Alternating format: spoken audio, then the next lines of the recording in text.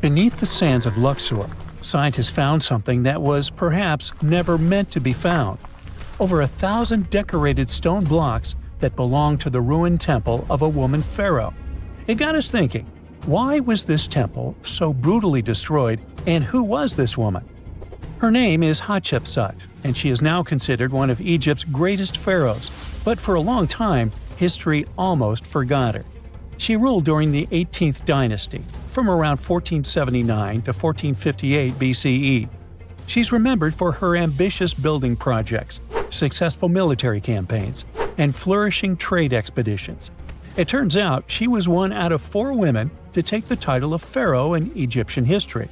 The next woman would have to wait for 1,500 years to reign, and that woman we know as Cleopatra. The story of how Hatshepsut got to be a pharaoh is the most colorful part of this tale. As far as most dynastic rules go, it's usually men that are first in line for royal thrones. In Egypt, that was the same. That's why, when Pharaoh Thutmose I had a daughter as his firstborn, that was a big no-no as far as his succession line went. A few years later, Pharaoh Thutmose I passes away. The crown passed to Thutmose II, who ruled briefly, only to leave the throne to his infant son, Thutmose III. In this scenario, Hatshepsut was this pharaoh's stepmother. So what happened was that Hatshepsut served as advisor to her stepson, since he was too young to rule on his own. But after 7 years, she made an unprecedented move. She decided to seize power and declared herself Pharaoh of Egypt. Now this was not a simple power grab. Hatshepsut understood that if she wanted to rule, she had to present herself as a legitimate king. In a bold move, she adopted the full royal regalia, including the false beard traditionally worn by male pharaohs. She was often depicted in statues and hieroglyphs as a man, wearing the pharaoh's kilt and headdress. But this wasn't about disguising herself. Experts believe she never tried to hide her identity. Inscriptions on her statues often included feminine titles, like Daughter of Re, or grammatical structures that combined male and female terms, such as His Majesty herself. This showed that while she adopted traditional symbols of kings, she still acknowledged her true gender. But she needed to go even further.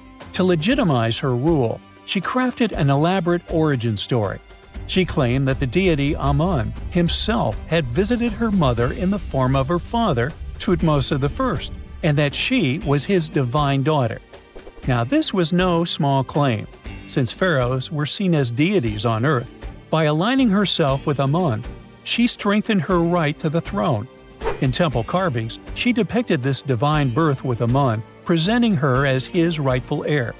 These narratives weren't just mythology, they were tools, ensuring her position remained unchallenged. Hatshepsut also took a new name, Ma'at-Kari, which translates roughly to "Truth is the soul of the sun god." The word Ma'at was central to Egyptian beliefs. It represented order, justice, and divine balance. Pharaohs were expected to uphold Ma'at to ensure Egypt's stability. By calling herself Ma'at-Kari, Hatshepsut was likely reinforcing that she was a legitimate and rightful ruler. Her reign was truly great. She led Egypt into an era of peace and prosperity, launching massive building projects and restoring temples across the kingdom. Her most famous achievement was the construction of her temple at Deir el-Bahari, a pretty impressive architectural masterpiece carved into the cliffs of Luxor. Hatshepsut initiated one of the most ambitious construction projects in ancient Egyptian history, commissioning monuments, temples, and obelisks to immortalize her reign. It's argued that she continued with the construction of the Avenue of the Sphinxes, a grand road lined with statues leading to the Karnak Temple. For many, her shining architectural achievement was the towering obelisk she had carved from single pieces of granite. One of these, weighing over 320 tons, still stands today. Now, beyond building, she expanded Egypt's influence through trade. She sent an expedition to the mysterious land of Punt, believed to be modern-day Somalia or Eritrea, bringing back riches like gold, ivory, and exotic animals. Her fleet of ships sailing the Red Sea marked the first recorded trade mission of its kind, establishing economic ties that would benefit Egypt for generations. Yet, for all of her success, something strange happened after Hatshepsut passed away.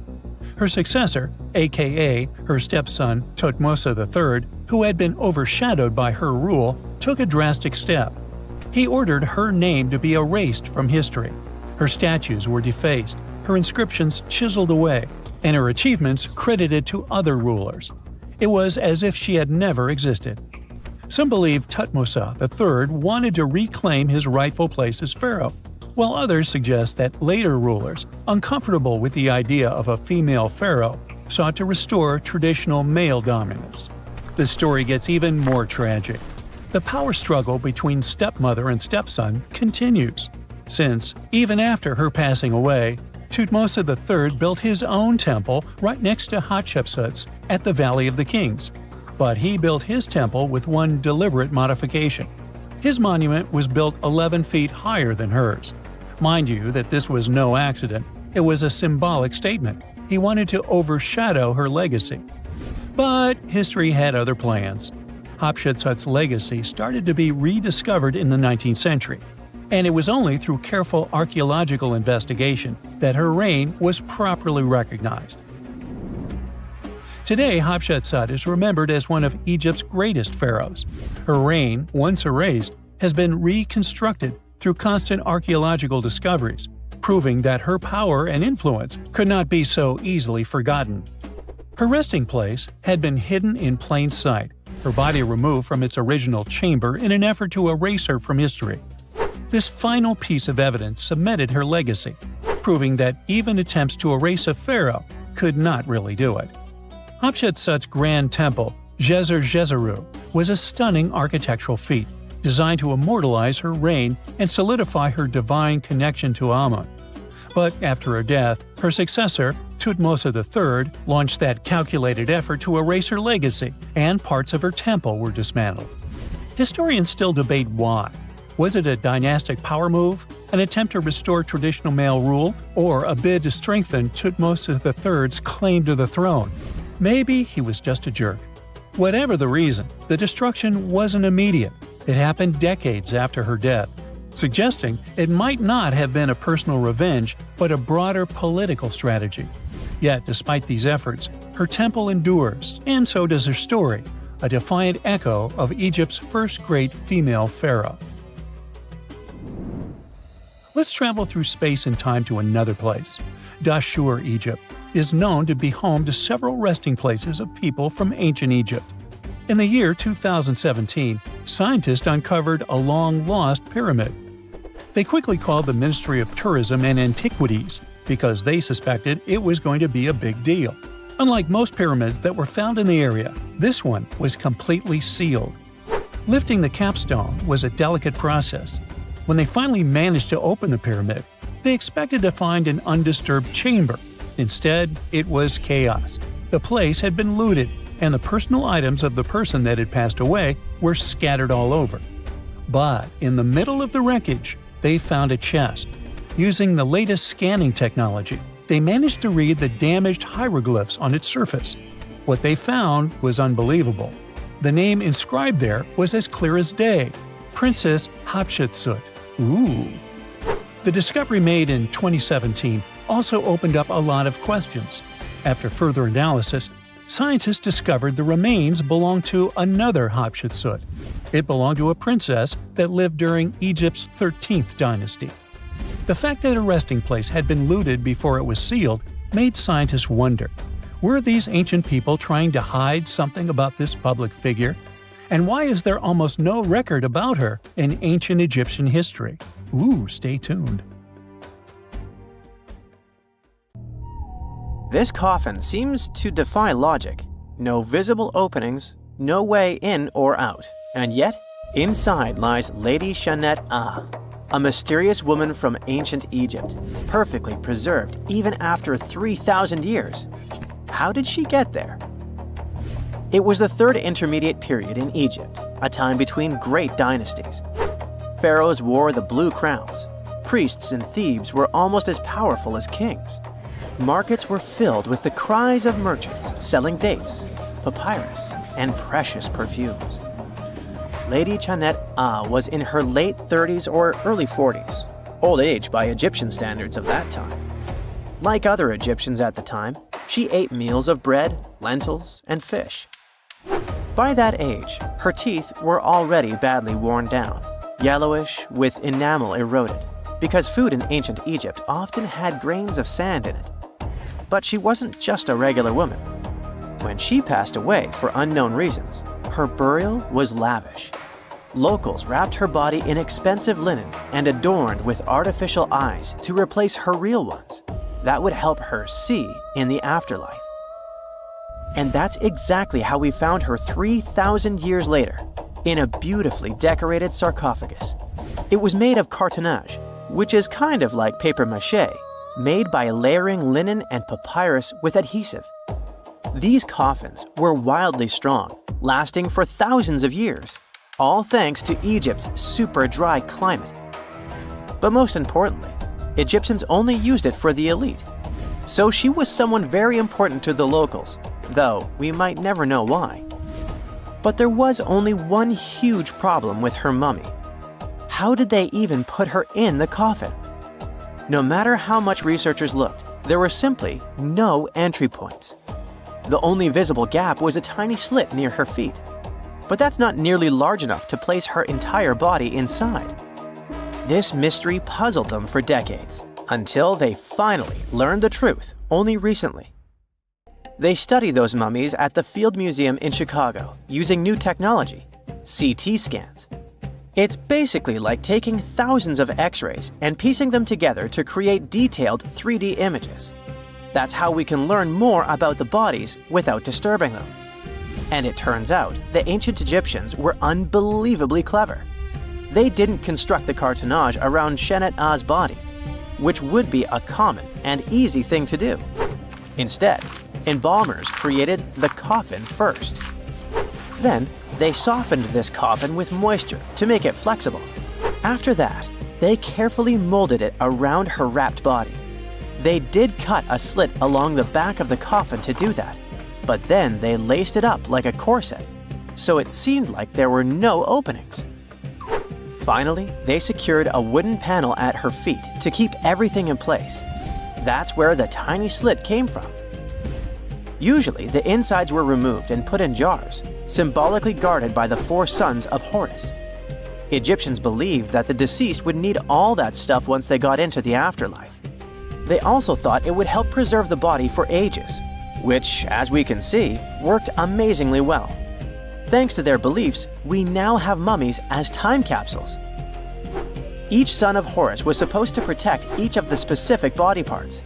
The human-headed Imseti for the liver, the baboon-headed Hapi for the lungs, the jackal-headed Dalmatef for the stomach, and the falcon-headed Kebis Senuv for the intestines. It's crazy how much effort the embalmers put into their job, especially in Lady Chanet-Ah. They wanted to make sure her body remains untouched and the sarcophagus would be perfect for her. You can't help but wonder, who was she if she mattered so much? The ancient Egyptians literally viewed the afterlife as modern retirement planning. You're not just passing away, you gotta prepare yourself for it. Prepare the body, eyes to see, and so on. And the richer or more important you were, the better your afterlife would be. But Chanet-Ah wasn't the only fascinating mummy they studied. They also decided to scan Harwa, an Egyptian man who lived around the same time. Judging by the mummy, he also had a high social status.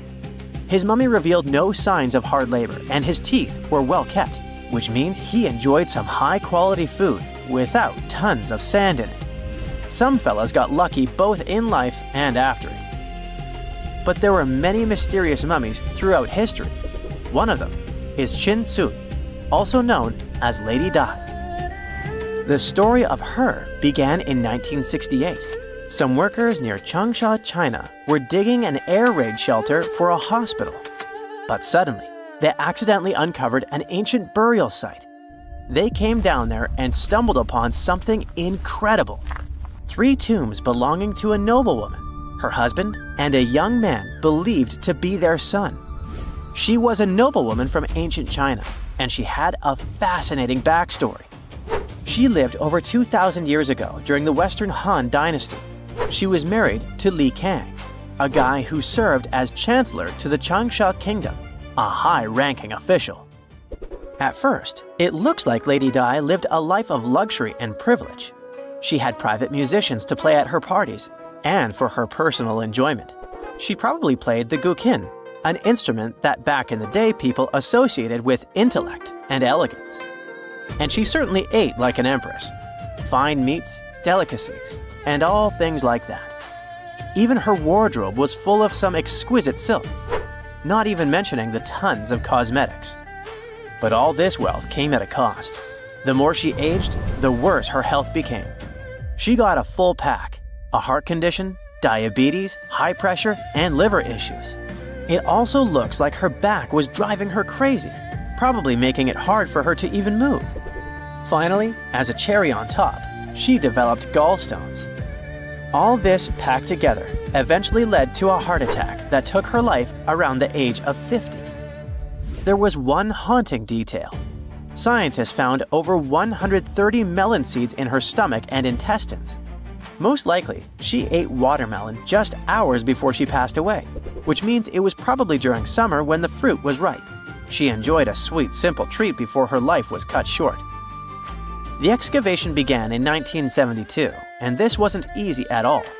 Over 1,500 local students had to help. And Lady Dai was the most mysterious one. She was buried in 4 rectangular pine boxes, one inside the other like a Matryoshka doll, all wrapped in 20 layers of silk, and all that sealed with lots of charcoal and white clay. The coffins were painted beautifully as well, adorned with protective deities, mythical animals, and clouds which symbolized the heavens. There were drawings of divine creatures and Mount Kunlun. The myth said that on this mountain, people reach eternal happiness. All this told us a lot about the Han Dynasty, their beliefs about afterlife, art, daily lives, and their remarkable craftsmanship. And then researchers finally got to the body. It was astonishing. Soft skin, joints that could still bend, and in general, she was almost intact. She even kept her hair, eyelashes, fingerprints, and even traces of blood. It's like she literally passed away only a few weeks ago. Ancient people used a very clever technique to preserve her. It looks like embalmers put her into some weird, mysterious acidic liquid. This liquid prevented bacteria from growing. Unfortunately, it also gave rashes to all the scientists that touched Lady Dai. And this rash lasted for 3 months. And you know what they buried together with her? Over 1,400 artifacts, mostly personal stuff like silk clothes, cosmetics, and musical instruments. Even food, grains, meats, wine, and pastries.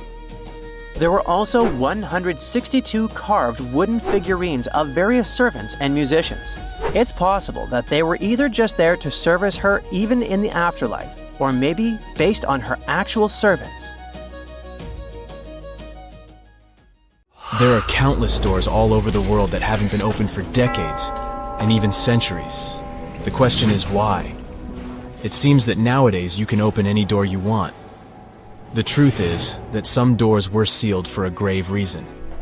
And so far, nobody has found out what treasures and mysteries they hide. Here are 4 doors that keep their secrets all too well. The Taj Mahal. First up, we've got the Taj Mahal in India, one of the most romantic places in the world. Shah Jahan commissioned it in 1631 and dedicated it to his 3rd wife, who he loved like crazy. They were married for 19 years and had a whopping 14 kids together. But unfortunately, she passed away while giving birth to their last baby. Shah Jahan was heartbroken and decided to build an epic tomb to remember her by. The construction took a whopping 20 years to finish. The building has quite an interesting layout. The design is super unusual with these 4 massive 130-foot tall minarets that stand on the corners of a huge platform. They're not just there for looks. Back in the 17th century, architects were having some serious issues with buildings collapsing under their own weight. So, the chief architect of the Taj Mahal made sure to place those minarets as far away from the tomb as possible. And he even tilted them in a way so that if they did fall, they wouldn't wreck the rest of the Taj Mahal. Talk about planning ahead. The Taj Mahal is hiding some crazy secrets. There are sealed rooms all over the place that nobody is allowed to enter. And if you check out photos of the building from the riverside, you can spot 2 basements. But guess what? They're sealed up too. Nobody knows what's inside or why they've been locked up since the time of Shah Jahan. Apparently, there's a good reason why those rooms are off limits. Some researchers think that they were built using marble, which turns into a different substance called calcium carbonate if it's exposed to carbon dioxide. And when that happens, little bits of marble start chipping off like crazy. To make matters worse, there's no air flowing into these rooms. That means that if too much CO2 builds up in the basement, the 4 minarets could collapse. But wait, there's more. Some people think that the body of Shah Jahan's wife can be found in one of these sealed-up rooms in pristine condition. Why not? Who knows what the mysterious rooms might keep? The Great Sphinx of Giza. The Great Sphinx of Giza is shrouded in mystery. It's not just the largest monolith statue in the world, but it's also a hybrid creature with a woman's head and a lion's body that originates from Egyptian and Greek mythology. It's also very ancient. It's estimated to be around 4,500 years old. The construction of this marvel took about 3 years and required 100 workers who were not slaves and were treated with delicacies like sheep and goat meat. It is also thought that it used to be much more massive than it is now. Archaeologists found huge stone blocks and abandoned toolkits near the site. However, the real secrets of the Sphinx lie underground, near its paws. A group of scientists used a seismograph to detect 2 hidden chambers beneath the Sphinx's paws. Some people think that these rooms might be the legendary Hall of Records, which holds ancient scrolls revealing the secrets of the universe. I mean, that's way cooler than any library I've ever been to. Rumor has it that the Egyptians even had info on Atlantis stashed down there, which is like a super old version of a conspiracy theory. Unfortunately, we can't go on an adventure to check it out just yet. The chambers presumably have 2 entrances, but both remain sealed. The researchers haven't yet received the green light to check out their theory. Let's hope they won't keep us in suspense forever. Sri Padmanabhaswamy Temple. This temple is located in the beautiful state of Kerala in India. This temple is famous for more than just its breathtaking beauty. Underneath the temple there are 6 vaults, creatively named A, B, C, D, E, and F. The enormous iron doors to these chambers add to the mystery of what's behind them. A few years back, the authorities decided to open these vaults to the world, but it wasn't an easy task. You can't just open the doors and enter the vaults. It required a lot of work.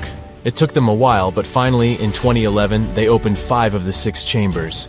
And guess what they found? Tons of treasure. Bags of gold, precious gemstones, and priceless diamond jewelry. The estimated worth of everything found in the vaults is a whopping $1 trillion. It's like the temple was the real-life inspiration for Aladdin's Cave of Wonders. But wait, I said 5 of the 6. What happened to the last one? Vault B has remained closed, but not for lack of trying. They simply didn't manage to open it. There is even a belief that it's fatally cursed. Legend says that only a saint or sage can break the curse by chanting a specific mantra. But no one has been able to do this yet, presumably because we don't have saints or sages at our disposal. There is also rumor that in the 30s some temple invaders tried to enter Vault B to do some good old looting. But they never reached their target. Apparently terrible snakes materialized out of nowhere and chased the gang away. But of course, this is just an urban legend, and there is not proof of that. However, it is said that the Auditor General dealing with the temple claimed that Vault B had been opened at least 7 times since 1990, and nothing bad happened to anyone who entered. Who knows? Maybe we should send Indiana Jones to check it out. The First Emperor's Tomb. Deep under a hill, completely undisturbed and surrounded by dangerous traps, lies an ancient 2,000-year-old tomb. It belongs to Qin Shi Huang, the first emperor of China. He was born in the Qin state and became king when he was just a boy. But when he grew up and gained full power, he united the warring states ancient China was divided into by conquering them. After that, he created the Qin dynasty. When he died in 210 BCE, they buried him deep underground in a massive tomb. And when I say massive, I mean massive! Back in 1974, some farmers in Xi'an, China, stumbled upon something strange while digging a well, a huge terracotta soldier. This discovery led to an extensive archaeological dig that has continued for over 40 years, revealing a collection of thousands of clay soldiers. The unique thing about these soldiers is that each one has its own unique features, from hairstyles to facial expressions.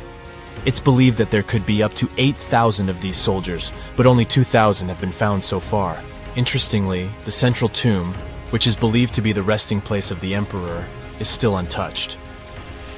In ancient records, there are references to a vast underground city that the emperor built, complete with scenic towers, palaces, and whatnot. Sima Qian, a Han Dynasty historian, wrote that the tomb was adorned with treasures and had space for hundreds of officials, but the lack of technology to properly examine the site is what's holding things up. Qin Shi Huang was surrounded by liquid mercury in his tomb, with two of the streams representing the major rivers of China, Yellow River and Yangtze. The ancient Chinese believed that mercury could provide immortality, but it could have also caused the emperor's death since he regularly took mercury pills to prolong his life. The dangerous levels of mercury contamination in the soil near the tomb are the main reason why scientists are reluctant to explore it. It could be very dangerous both for people and for the environment. Now, if I had to choose which door to open, I'd probably go for the one that doesn't lead to a tomb surrounded by poisonous mercury. Call me crazy, but I'd like to avoid any potential health hazards. Scientists have discovered a never-before-seen pyramid immersed in the sands of Judea. After a little digging, they discovered that it held treasures that had been untouched for over 2 millennia and historical secrets that we can only now access. At the Zohar Fortress site, 2,600 feet above the Dead Sea, archaeologists were searching for manuscripts that would provide new information about the history of the site. The excavation was originally part of a long-standing campaign launched by the authorities. Its goal was to protect the sites from looting and unauthorized excavations. What they didn't expect was to find a pyramid-shaped structure built on top of a hill, made of hand-cut stones, each weighing hundreds of pounds. At first, the experts thought it was just a tomb, but they soon noticed the shape of the original walls and understood that the mound was a construction. They immediately realized that someone had dug into the top of the structure, probably looters who had spotted something valuable there. Luckily, most of the structure was still buried in sand, so the most valuable finds were hidden from sight. In the first week of excavation, volunteers found fragments of papyrus, bronze vases, and even ancient furniture, which were exceptionally well preserved. The desert climate had been a great ally in preserving those artifacts over the millennia. With little humidity in the air, mold cannot form, so organic materials such as wood and fibers are protected from cracking and deformation.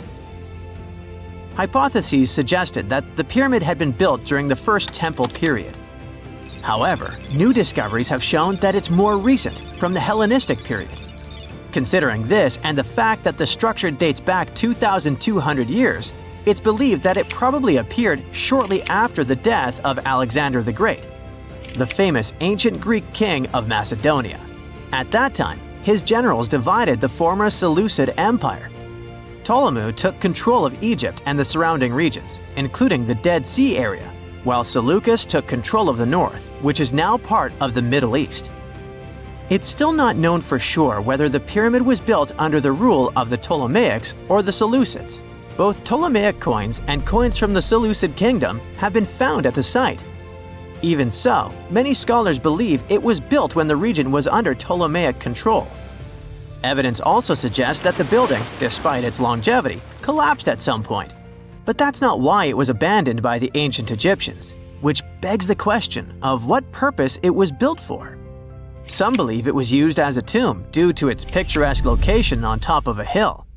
Others believed it may have served as a historical monument. However, one of the strongest theories is that the pyramid was a guard tower, protecting an important trade route along which salt and bitumen resources from the Dead Sea were transported to coastal ports. They also believe it may have been used by Ptolemaic officials to collect taxes from travelers. It would be something equivalent to our modern-day toll booths, or even port inspection agencies. Although the contents of the papyrus documents remain a mystery, it seems very likely they were written using the Greek alphabet, and some experts believe that they may have been tax documents, which would make perfect sense, given the theory that the pyramid was a guard tower. The team calls it a fascinating historical mystery that the dig is helping to unravel, but the find is just a grain of sand in an entire desert. The dig is part of a larger project that's been going on for a long time, and in the last 8 years alone, it has scanned 111 miles of desert cliffs and identified approximately 900 caves within that radius. Using rappelling equipment, advanced technology, and specialized documentation methods, archaeologists discovered thousands of rare items, such as hidden scrolls, woodworking tools, carpets, leather goods, and even treasures. For them, the Judean desert is an ancient vault just waiting to be opened to reveal its secrets. A few years before they found the mysterious pyramid, they discovered a cave that had served as a refuge for Jewish rebels almost 1900 years ago. The site was about 262 feet from the top of a cliff, and because of its difficult access, it hadn't been explored yet. Inside, they found previously unpublished fragments of the Dead Sea Scrolls that contained religious passages written in Greek. 11 lines of text were reconstructed thanks to the good condition of the papyri. So, scientists were able to identify their etymological content. Probably the best thing, there was no problem with preservation. Thanks to the dry and hot conditions of the desert, the artifacts were in impeccable condition. And there were other historical treasures there. The teams found rare coins, a partially mummified skeleton over 6,000 years old, with skin, tendons, and even strands of hair. There was also a giant basket made of plant fibers, considered the oldest in the world, more than 10,000 years old. With a capacity of up to 26 gallons, it was made about 1,000 years before the invention of ceramics. Speaking of historical treasures, there's another one that has caught the attention of the scientific community. A small piece of fabric that is around 3,800 years old. But it's more than just simple fabric. Dyed with the rare scarlet paint mentioned many times in ancient religious texts, this find is the oldest known evidence of fabric painted with a dye made from insects known as scarlet worms. This is where the intense red hue comes from. It was a highly valued color, like royal blue and purple, because those insects lived in oak trees and could only be harvested for a short period during the year. So, those dyes were reserved for sacred fabrics, such as priests' clothes, marking status and religious importance. And although this discovery had great significance for archaeology, its size was actually tiny, measuring less than 1 inch. The fragment was discovered in 2016 during excavations in the so-called Cave of Skulls, but it's not known exactly how this fabric got there. According to experts, it's evidence that people knew how to dye wool fibers already 3,800 years ago or so. It also provides us with proof that the ancient textile industry already used animals at about the same time people began to create written sources. Fabrics painted using this type of dye were recorded in more recent periods. But what makes this piece really special is the fact that it is much older than any other. Another important discovery was made in 1980, when scientists found a seed that was over 1,000 years old, which turned into a mysterious tree named Sheba. They spent 14 years cultivating this plant, which is now about 10 feet tall, only to discover later that it could belong to an extinct lineage of trees that had grown in the region. The seed dates back to a period between 993 and 1202 CE, and they believe that Sheba may be a biblical tree commonly associated with healing. Although it's not been possible to identify the exact species, since the tree hasn't flowered, we know that it belongs to the genus Commiphora, which is related to famous African plants, such as the myrrh tree. But time has revealed something even more special. Its leaves and resins are rich in compounds that have medicinal, antioxidant, and even skin-soothing properties. This means that the tree may represent a forgotten lineage whose resin had medicinal value and was mentioned in ancient texts. This brings to light how ancient people dealt with botanical medicine.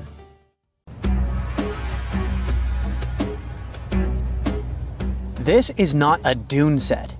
This is a very real desert in Niger. Jado was probably built by the nomadic Sao people and is filled with ksars, which are fortified houses made of salt and clay, with giant walls and secret passages. Located deep in the desert, it was once a vital stop for trans-Saharan caravans, but is now a hotspot for smugglers and bandits. The site has been off-limits since 2002 due to its dangers. The origin of the ksars remain a mystery. No archaeological studies have been conducted, leaving many questions unanswered. Even today, shifting sands reveal and conceal parts of these ancient ruins, fueling local speculation about what might still be hidden beneath the desert. Speaking of connective tunnels, scientists were blown away by the discovery of lava tubes in Saudi Arabia. These underground passages form when molten lava cools down. Researchers believe that ancient nomadic groups may have utilized these tunnels to survive the super harsh desert climates. While excavating the tunnels, archaeologists uncovered artifacts, rock art, and skeletal remains. The art and animal bones show that the people who used the tunnels were probably sheep and goat herders. They're still piecing together whether these groups lived in the tunnels for extended periods or just used them as temporary shelters. The Great Pyramid of Giza has been standing for thousands of years, but it's still hiding secrets. Using special scanning technology, scientists found two hidden structures under an ancient burial ground. The first is a shallow L-shaped structure, and below it is a much larger space that could be a final resting place or a chamber.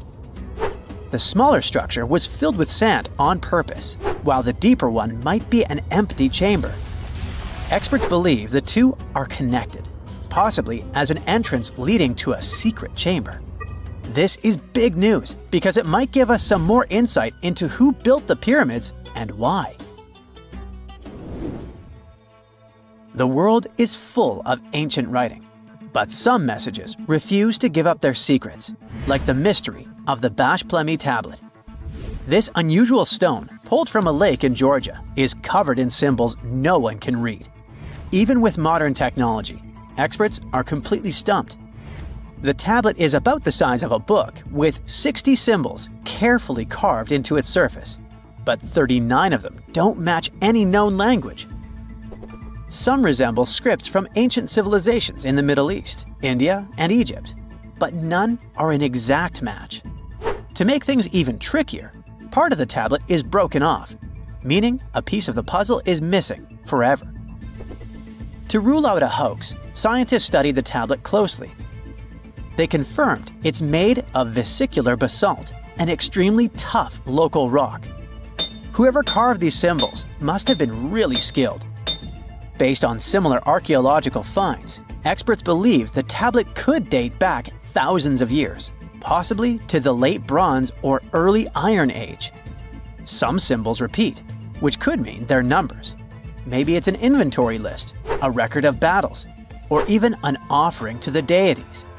Until someone cracks the code, the Bash Plemi tablet remains an unsolved mystery from the depths of history. Experts are still stumped with what this Minoan disc might mean. The Phaistos disc is one of the most mysterious finds from the Minoan civilization. This 6-inch clay object, discovered in 1908, has strange spiral markings that no one has fully decoded yet. The disc has 241 symbols on both sides, showing everything from people and animals to tools and plants. Experts have come up with many theories about what the symbols mean. Some think it's an early form of Greek. Others suggest it's a prayer or a hymn. And some even believe it could be a letter from a king in Anatolia to a Greek ruler. Let's see who will be the first to figure this out. It's always a fun day at an archaeologist's office when they find something as big as a 2,000-year-old marble head. A French archaeologist mission went digging inside an old medieval house near Alexandria in Egypt and found a statue's head depicting an old, possibly ill man. This statue dates from the last Egyptian dynasty before it became part of the Roman Empire, and the site where it was found is associated with the likes of Cleopatra and Mark Antony. For archaeologists, even the smallest finds at this site means a lot. You've heard of Lucy, right? The Australopithecus that was an early ancestor for us humans. Well, scientists found some of her species' footprints somewhere in Tanzania. The so-called Laetoli footprints are over 3 million years old. The trail stretched 88 feet and has about 70 footprints, left behind when a bunch of early humans walked across some wet volcanic ash. What's cool is that these early humans were already walking on 2 feet, like us, not all hunched over like apes. The close spacing of the prints shows they probably had short legs and a shorter stride than we do today. In an ancient Egyptian temple, archaeologists uncovered a shrine unlike any other, a place dedicated to falcons and 2 mysterious deities. One deity had a falcon's head, while the other wore a crown with a sun disk and cow horns. But the most baffling discovery was an inscription that read, "It is improper to boil a head in here." At the heart of the shrine, there are 15 headless falcons carefully arranged on a pedestal, likely as offerings to the falcon-headed deity. One theory suggests the birds were boiled first, perhaps to pluck their feathers, before being placed in the shrine, following the strange rule carved into stone. Archaeologists also found a 13-inch iron harpoon nearby. Its true purpose remains unknown, although the shrine also held remains of fish, mammals, and bird eggs, suggesting that the rituals may have included feasting. And speaking of ancient Egypt, meet Hathor. Scientists named her after the ancient Egyptian deity of motherhood, music, and singing. This wooden statue, housed at the Metropolitan Museum of Art, was thought to be just a beautiful artifact, until a surprising secret was uncovered. Using an X-ray machine, experts found a mechanical operating system inside it, with pulleys and axles connecting her shoulder to her left leg. When activated, the system made her hand raise and lower, an engineering marvel from over 3,000 years ago. The statue was created during Egypt's Middle Kingdom, around 1800 BCE, and is often compared to 19th century automata due to its advanced design. It's believed the statue was used in religious ceremonies, symbolizing Hathor's role in dance and music. An unexpected discovery happened in northern Kuwait, where a Kuwaiti-Polish team uncovered a mysterious 7,500-year-old statue. The statue features an elongated skull, no mouth, narrow eyes, and a flattened nose. This feature is thought to be an Ophidian figurine, named after the Greek word for snake, and it was likely made by the Ubaid culture, a civilization known for their pottery skills.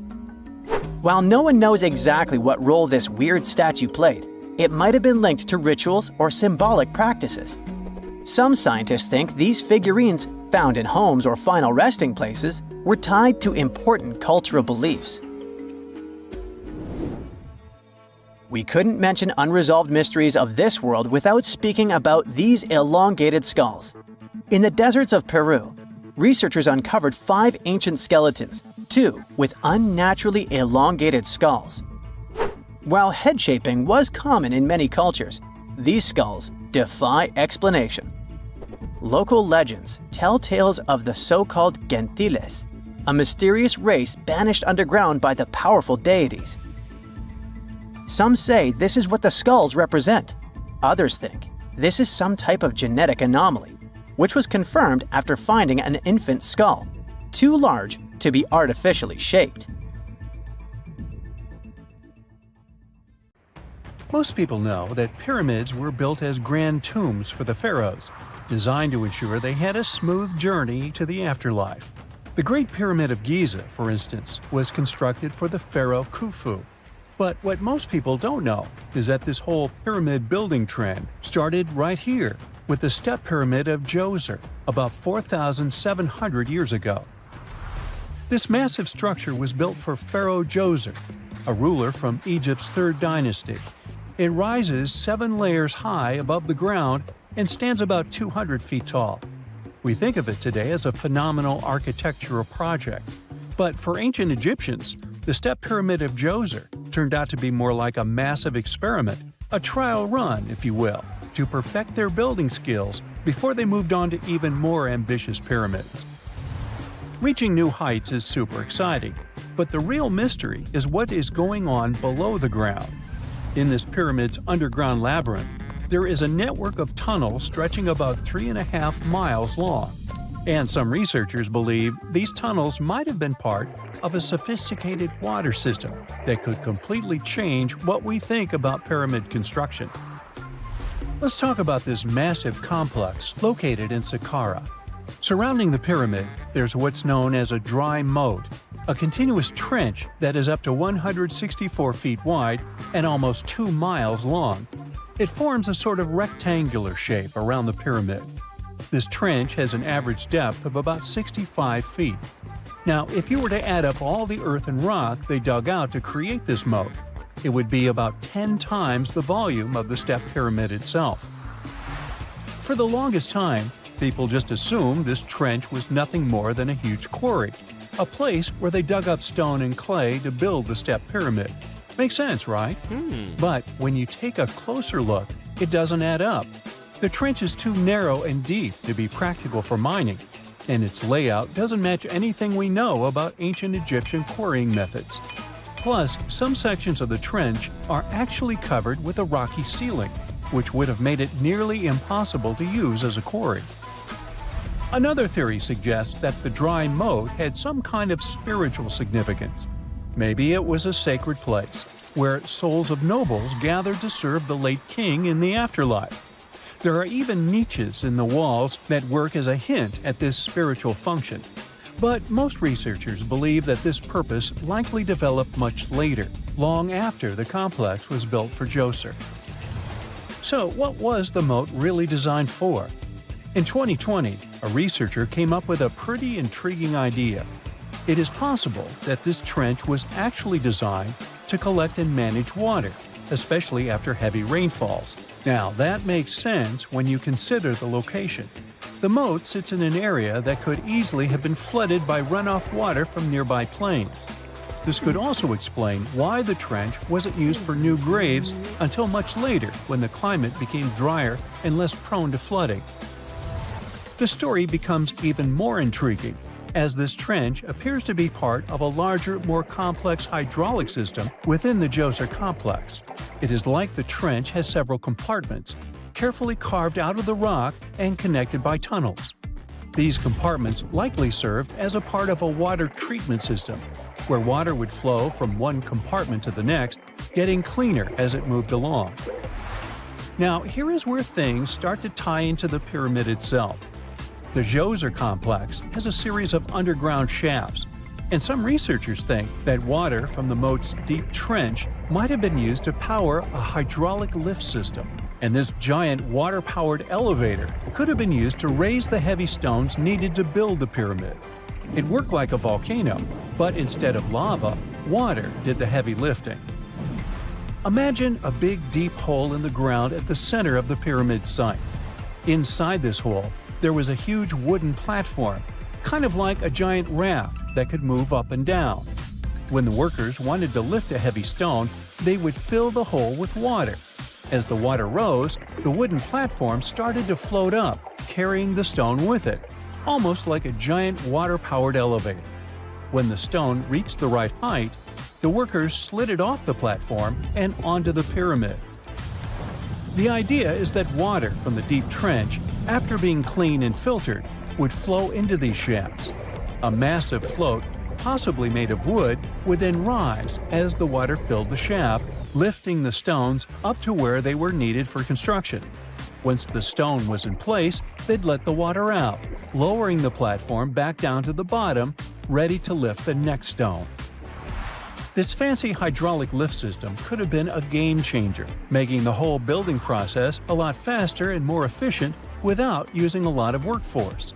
It is like the ancient Egyptians were already embracing the whole idea of work smarter, not harder.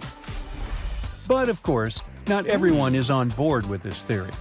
Some experts argue that the area where the step pyramid of Djoser was built couldn't have held enough water from occasional rains to maintain such a fancy hydraulic system. The main theory suggests that, in the past, there might have been some kind of lake nearby that would have filled up after a period of rain, and this lake could have supplied water to the complex's hydraulic system. But there is no mention of such a lake in any ancient Egyptian writings, so it might be more of a what-if situation than a reality. And then there's the issue of the hard work itself. Remember when I said this method could have allowed the ancient builders to raise stones with far less effort? Well, that might not be entirely true. According to some experts, just building this hydraulic device would have required a lot more heavy work than simply moving the stone blocks using good old-fashioned manpower. And let's not forget, the step pyramid of Djoser is like a baby pyramid compared to those that came later.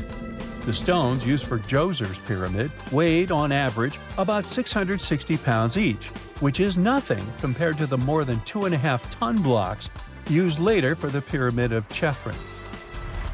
If this cool water lift theory gets completely ruled out, we still need to explain how this pyramid was built in the first place. To answer that, we need to rewind a bit and talk about the original plans. See, before Djoser's tomb became a pyramid, the idea was to construct a simple mastaba. This type of tomb was pretty common in earlier periods, a flat-roofed, rectangular structure with sloping sides. But after the original mastaba was finished, they decided to expand it a bit by adding more layers on top. And then they added even more layers, until the construction reached 6 distinctive steps, each one smaller than the previous.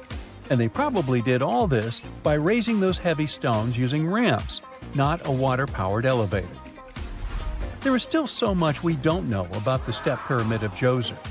More research is definitely needed to fully understand how this system worked, or if it even existed at all.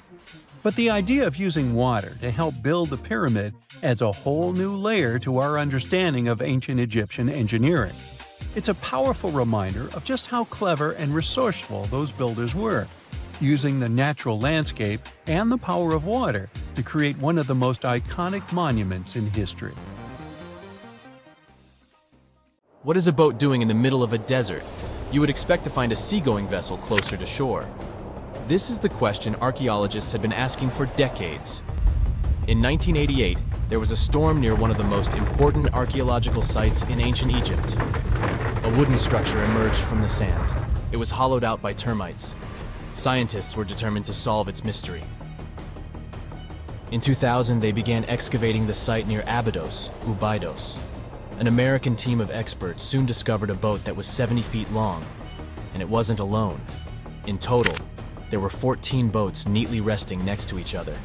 It was impossible to completely dig out the boats because of their poor condition. Luckily, the wood was preserved enough to get a sample. Analyses revealed that the boats were around 5,000 years old, the oldest fleet in human history to this date. The time of their construction predates the pyramids at Giza by half a millennium. Each ship of the fleet rested in a vault that matched its dimensions. The room was roughly a third of the size of a tennis court. It had mud brick walls that featured more than 120 drawings of boats. Ancient Egyptians incised them on whitewashed walls that were excellently preserved. Scientists have known about these mysterious chambers for well over a century. 1901, 1902. A British archaeologist, Arthur Weigel, stumbled upon a strange structure west of the River Nile. His team caught a glimpse of the interior walls. Sadly, a section of the roof collapsed, so they had to call off further exploration. Researchers abandoned the site, but its location remained on the maps. The boat's position first led scientists to think that they rested on a bank of the mighty Nile. But there was a problem with this theory. Today, The river flows almost 7 miles west of Abydos. Further studies of the surrounding terrain showed the Nile didn't change its course throughout history. Also, if the boats floated near a dock, they would be in unstable positions. The 14 vessels at Abydos were perfectly parallel to each other. There was only one conclusion possible. Someone had deliberately placed them like that. They must have gone through a lot of effort. Each boat had enough room for up to 30 rowers. These vessels could really float. They weren't models, but scholars still don't know if they actually sailed any body of water in ancient Egypt. This doesn't diminish the importance of the find. Previously, archaeologists found only small-scale models. In King Tut's tomb alone, there were 35 boat models. For a long time, these figurines were the only clues as to how ancient Egyptian vessels looked like. The boat's design confirms that they were the real deal. They are the earliest surviving examples of something called built boats. Ancient people constructed primitive vessels by hollowing out large tree trunks. The alternative was reed that was tied together to form a raft. The boats at Abydos had planks tied together. This was a major breakthrough in shipbuilding. During their lifetime, the boats must have seemed impressive. Timber was a valuable commodity at the time. There was no wood in the desert. Cedar had to be imported from Lebanon. The only person who could afford such luxury was the pharaoh. Studying the area around the ancient fleet provided more answers. Scientists discovered a mud brick structure where Egyptians worshipped the pharaoh. Its approximate date of construction matches that of the wooden boats. The same bricks out of which this building was made were used to encase the fleet. At the time of their construction, the rooms they were stored in had a ceiling. That's the section that archaeologists stumbled upon in the early 20th century. Just like mummies and coffins, these marvelous ships rested inside splendid vaults. The exterior of these rooms was also impressive. The outer walls originally had a plaster of white limestone. It reflected sunlight. In the desert sun, the structure housing the boats must have shone from miles away. Ancient Egyptian builders used the same technique to cover the pyramids 500 years later. Today, their surface looks jagged, but it wasn't always like this. When they were constructed, the pyramids had a top layer of fine white limestone. Their surface was smooth and it gleamed in the sunlight. Instead of stairs, the outer layer of the pyramids was more of a sleek ramp. Archaeologists were left with one final question. Which pharaoh owned the fleet? The answer lay just a mile from the site. This is where the tomb of a pharaoh from the 5th dynasty rested, King Senwosret III. Its time and style of construction matched the ones of the chambers with boats. The very end of his rule might explain how the boats ended up in the middle of the desert. The pharaoh probably passed away in northern Egypt. Then his body was transported down the Nile to Abydos in a marvelous procession of decorated boats. The vessels were later lowered to chambers near the final resting place of their owner. This had a symbolic meaning. In the ancient Egyptians' belief system, ships played a key role. Their supreme deity was Ra. He traveled through the sky during the day in the form of the sun. At nighttime, he sailed through the netherworld in a solar boat. The pharaoh identified himself with Ra. That's why he needed boats in the afterlife.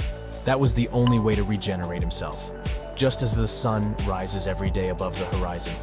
This belief existed for thousands of years. The more famous Pharaoh Khufu also had a ship. Scientists found it in 1954 next to his pyramid at Giza. It is some 4 centuries younger than the fleet at Abydos, but Khufu's ship was almost 2 times longer. The Great Pyramid of Giza and King Tut's tomb are some of the most famous archaeological finds in Egypt. But there are many more secrets hiding beneath the endless sands of the Sahara Desert. Recently, 2020, archaeologists found a lost city there. They have labeled it as the most important discovery since King Tut's tomb, 1922. The city of Aten is some 3,000 years old. Historians hope it will give them a unique insight into the everyday life of ancient Egyptians. The famous archaeologist and Egyptologist Zahi Hawass proclaimed the site a lost golden city. Aten sits some 300 miles south of Egypt's capital, Cairo. It is close to the famous Valley of the Kings. Archaeologists first found sections of mud brick walls that spread out in all directions. They discovered complete rooms with tools of everyday life inside. The research team unearthed a bakery, a residential neighborhood, and an administrative district. They all date back to the time when the Egyptian civilization was the wealthiest in its long history. They were also the first to make objects from iron. In 1911, scientists found a set of iron beads near a village in Lower Egypt, El Girza. These are the earliest known iron artifacts. The discovery is literally out of this world. Ancient people made them by beating into shape a piece of a meteorite. The 9 beads were once part of an ornate necklace. They are now blackened and corroded, which is perfectly normal for a piece of jewelry that is over 5,000 years old. They consist of an iron-nickel alloy. Researchers were impressed by the skill of ancient jewelers who processed the beads. Their craftsmanship is more impressive when you think that they didn't know the stellar origins of the material. The Great Pyramid of Giza also has a remarkable feature. An international research group investigated the electromagnetic response of the structure to radio waves. They found that the pyramid has the ability to concentrate electromagnetic energy inside it. This occurred inside its chambers as well as under the pyramid's base. It contains an underground, unfinished chamber. It seems that the electromagnetic response is connected with the properties of limestone, the Great Pyramid's main building material. The research results might have a practical application. The way solar cells and nanosensors function could be improved by this remarkable find. In November 1922, a boy walked through the desert mountains of Egypt and discovered some ancient steps carved into the rock. Subsequently, this find became one of the world's largest and most significant archaeological discoveries. This step was part of Tutankhamun's untouched tomb. Archaeologists found about 5,000 ancient objects, including jewelry, fabrics, painted vases, and funeral masks. You've probably seen one of them. It has become one of the most recognizable attributes of ancient Egypt. More than 100 years have passed since then, and now humanity has finally become close to another large-scale discovery, the tomb of Cleopatra. This queen was the last active ruler of the Ptolemaic Kingdom of Egypt, who sat on the throne from 51 to 30 BCE. There are many ancient records about Cleopatra, her reign, and her unusual personality, but until now, no one has discovered the secrets about her passing away in the burial place. So, one archaeologist, Dr. Kathleen Martinez, has been studying ancient records and temples around Alexandria for decades, and concluded that the tomb of the queen should be located under the ancient city of Taposiris Magna, founded in 280 BCE. It was a big city on the northern coast of Egypt, where tens of thousands of people were engaged in trade and industry, and it seems that Dr. Martinez's guesses turned out to be correct. She and a group of archaeologists have discovered a secret underground tunnel near Alexandria, with a length of about 0.8 miles. It was cut into the rock under Taposiris Magna's temple. During further excavations, they found many things that indicate Cleopatra's tomb lies in the tunnel's depths. It's also possible that she is buried there together with the Roman commander, Mark Antony. According to ancient records, Cleopatra and Mark Antony loved each other and together opposed the Roman Senate, which declared Antony a traitor. The fact that natural disasters have occurred on the territory of Taposiris Magna for thousands of years can complicate the excavations. Earthquakes and floods destroyed the city and possibly flooded its underground tunnels. But archaeologists hope the ancient tomb remains untouched, and that it hides many treasures and records about the royal life of ancient Egypt during the reign of the last dynasty. There's a chance that excavations will go underwater and in the mud. This will require much time and funding, but archaeologists are sure it's worth it. Anyway, it's too early to say that Cleopatra is really buried there, but scientists have found many things in the tunnel that confirm this, including clay pots, dozens of coins with the image of Cleopatra and Alexander the Great, as well as a bust with the image of the Egyptian queen. Cleopatra is still one of the most popular personalities in Egypt, on an equal footing with Ramesses III and Tutankhamun. She inspired many films, paintings, and books, but what made her so popular? She became famous for her inconsistency. She was a beautiful, intelligent ruler who pulled Egypt out of the crisis and made it a prosperous power. Medieval Arabic texts say she knew chemistry, mathematics, and philosophy, and may have written several scientific books. She knew several languages and had excellent diplomatic skills. At the same time, there are many legends that she was a femme fatale who drove many men crazy. However, there's no evidence that her beauty was incomparable. The image of a stunning model was created by Hollywood when it made several films where famous actresses performed the role of Cleopatra. And the Roman Emperor Octavian, the adopted son of Julius Caesar, specially created the image of Cleopatra as an insidious seductress because he was her enemy. Even though she was born in Egypt, Cleopatra wasn't an Egyptian. Her ancestors were Greeks, among whom was one of the generals of Alexander the Great. However, the people of Egypt loved her. She learned the language and was very sensitive to the traditions of this country. She knew the history, mentality, and customs of ancient Egypt well. She raised the level of its economy and strengthened its status as a world power. Much of this was made possible thanks to her cunning and impressiveness. She loved theatrical performances and lavish celebrations. She knew how to surprise people and put on a show. But behind the exterior image of a luxury lover was an intelligent and calculating ruler. Ancient Egypt was a rich, luxurious country, and Cleopatra did everything to increase its wealth and strengthen its position in the international arena. For example, she was once in conflict with her brother Ptolemy XIII. The queen knew that she wouldn't be able to resist him, so she decided to attract Julius Caesar to their side. The Roman emperor arrived in Alexandria, where Cleopatra wanted to meet him, but Ptolemy knew about her plans and was about to prevent her from coming to Caesar. Then, instead of a rich and noisy arrival, Cleopatra decided to make her visit inconspicuous. She wrapped herself in a carpet or linen bag the emperor's servants carried into Caesar's private chambers. Cleopatra emerged from the carpet and impressed the Roman emperor with her beauty and determination. As a result, they fell in love with each other and became close allies. After some time, she impressed another influential Roman for diplomatic purposes. She arrived to meet Mark Antony on a golden barge with purple sails and silver oars. Cleopatra was dressed in the image of Aphrodite and sat under a magnificent canopy. Her servants dressed like cupids and were blowing her fan and burning incense. But Cleopatra created such a show for a reason.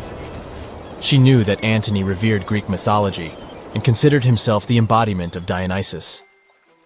As a result, he was so impressed with this woman that he ended up marrying her. Cleopatra defended her crown, strengthened her alliance with Rome, and bore Antony 3 children. In Egypt, they threw big parties and enjoyed wealth with power. However, the relationship of a high-ranking official with the Egyptian queen caused a scandal in Rome. Octavian was Antony's primary opponent in the struggle for power, so he exploited the situation to darken the competitor's reputation. He used propaganda to make Cleopatra an insidious seductress in the eyes of Roman citizens. He accused Antony of succumbing to her charms. The Roman Senate supported Octavian and declared Cleopatra an enemy. In 33 BCE, this conflict reached a high point when Antony's navy clashed with Octavian's fleet. The latter won and forced his enemy to flee to Egypt with Cleopatra. According to some records, they took refuge near Alexandria. Pursued by the Romans, they hid in one of Cleopatra's palaces and met their end. Some legends say that Cleopatra was an expert in poisons. She provoked a venomous snake, a viper or an Egyptian cobra, to bite her. Also, according to another legend, she pricked herself with a poisonous needle. There's a theory that Cleopatra always carried an ampule with poison inside her hairbrush. And when she was cornered, she soaked the needle with this poison and pricked herself. None of this can be said for sure. Scientists are still trying to find out the truth. Perhaps when they reach Cleopatra's tomb, the world will get more answers about her tragic fate. She is considered the last ruler of Egypt. After her passing, Octavian plundered her palaces and temples and returned to Rome, where he became the main emperor. He successfully ruled the country and expanded its borders. His reign ended when he turned 75. World history would have looked different if Cleopatra and Mark Antony hadn't lost that naval battle. By the way, did you know that more time has passed between Cleopatra's reign and Neil Armstrong's flight to the moon than between the reign of the Egyptian queen and the construction of the Great Pyramid of Giza? Armstrong took a step on the Earth satellite in 1969, 38 years after the birth of Cleopatra. And the construction of the pyramid took place in 2560 BCE. Imagine how long the history of ancient Egypt is. Cleopatra is closer to us in time than to the pyramids.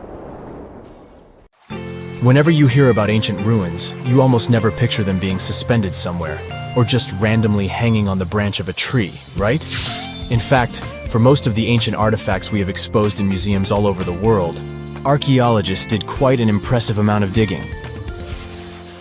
You see, buildings have this funny way of fading away over time if not properly taken care of. Sometimes we need to reuse some building materials, so an older construction may be sacrificed in the process. Other times, houses are abandoned, and once they are exposed to the elements on the surface, like rain or sunlight, they don't really stand a chance. Some just simply crumble away due to good old erosion. So the only way a piece of architecture can survive the test of time is if it's somehow gotten buried deep down. Now, how did they end up buried in the first place? Well, it's quite the comedy of errors. Ancient cities had a habit of gradually raising their ground level like a kid adding toppings to their ice cream sundae. You see, these settlements were always busy collecting food and building materials to keep up with their ever-growing population. But hey, who has time to deal with waste and rubbish? It wasn't exactly high on their to-do list back in the day. So when it came to building new houses, ancient civilizations found it much easier to save their sweat and tears by piling up the rubble and constructing right on top. But that's not all. Rivers would also occasionally flood and deposit a layer of sediment on the city floors, further encapsulating those ancient constructions. And in those dry regions like the desert, where the wind likes to show off its sand and dust dance moves, you can bet it was a constant struggle to keep the establishments clean. One hilarious example is the Sphinx, which had its head buried in sand until a group of archaeologists unearthed it in 1817. Some ancient towns eventually got covered up because they were completely abandoned. With less human activity to control their expansion, plant seeds couldn't resist the opportunity and sprouted all over the place. They gobbled up carbon dioxide from the air and grew, adding more and more bulk to the ground. Those cheeky roots even decided to stabilize the soil made from decaying plant matter, creating layers upon layers of earthy goodness. It's like the ultimate DIY project Mother Nature embarked on, with plants as her loyal helpers. The act of digging into the secrets of ancient civilizations is not just about unearthing a lost world. It's also an epic quest to reveal the hidden treasures beneath layers of history. But how do archaeologists know where to dig in the first place? If everything is covered in layers upon layers of sediments, debris, and plant roots, they must have some sort of system they rely on before embarking on a new project, right? For starters, they're not always the ones suggesting an archaeological dig in a certain location.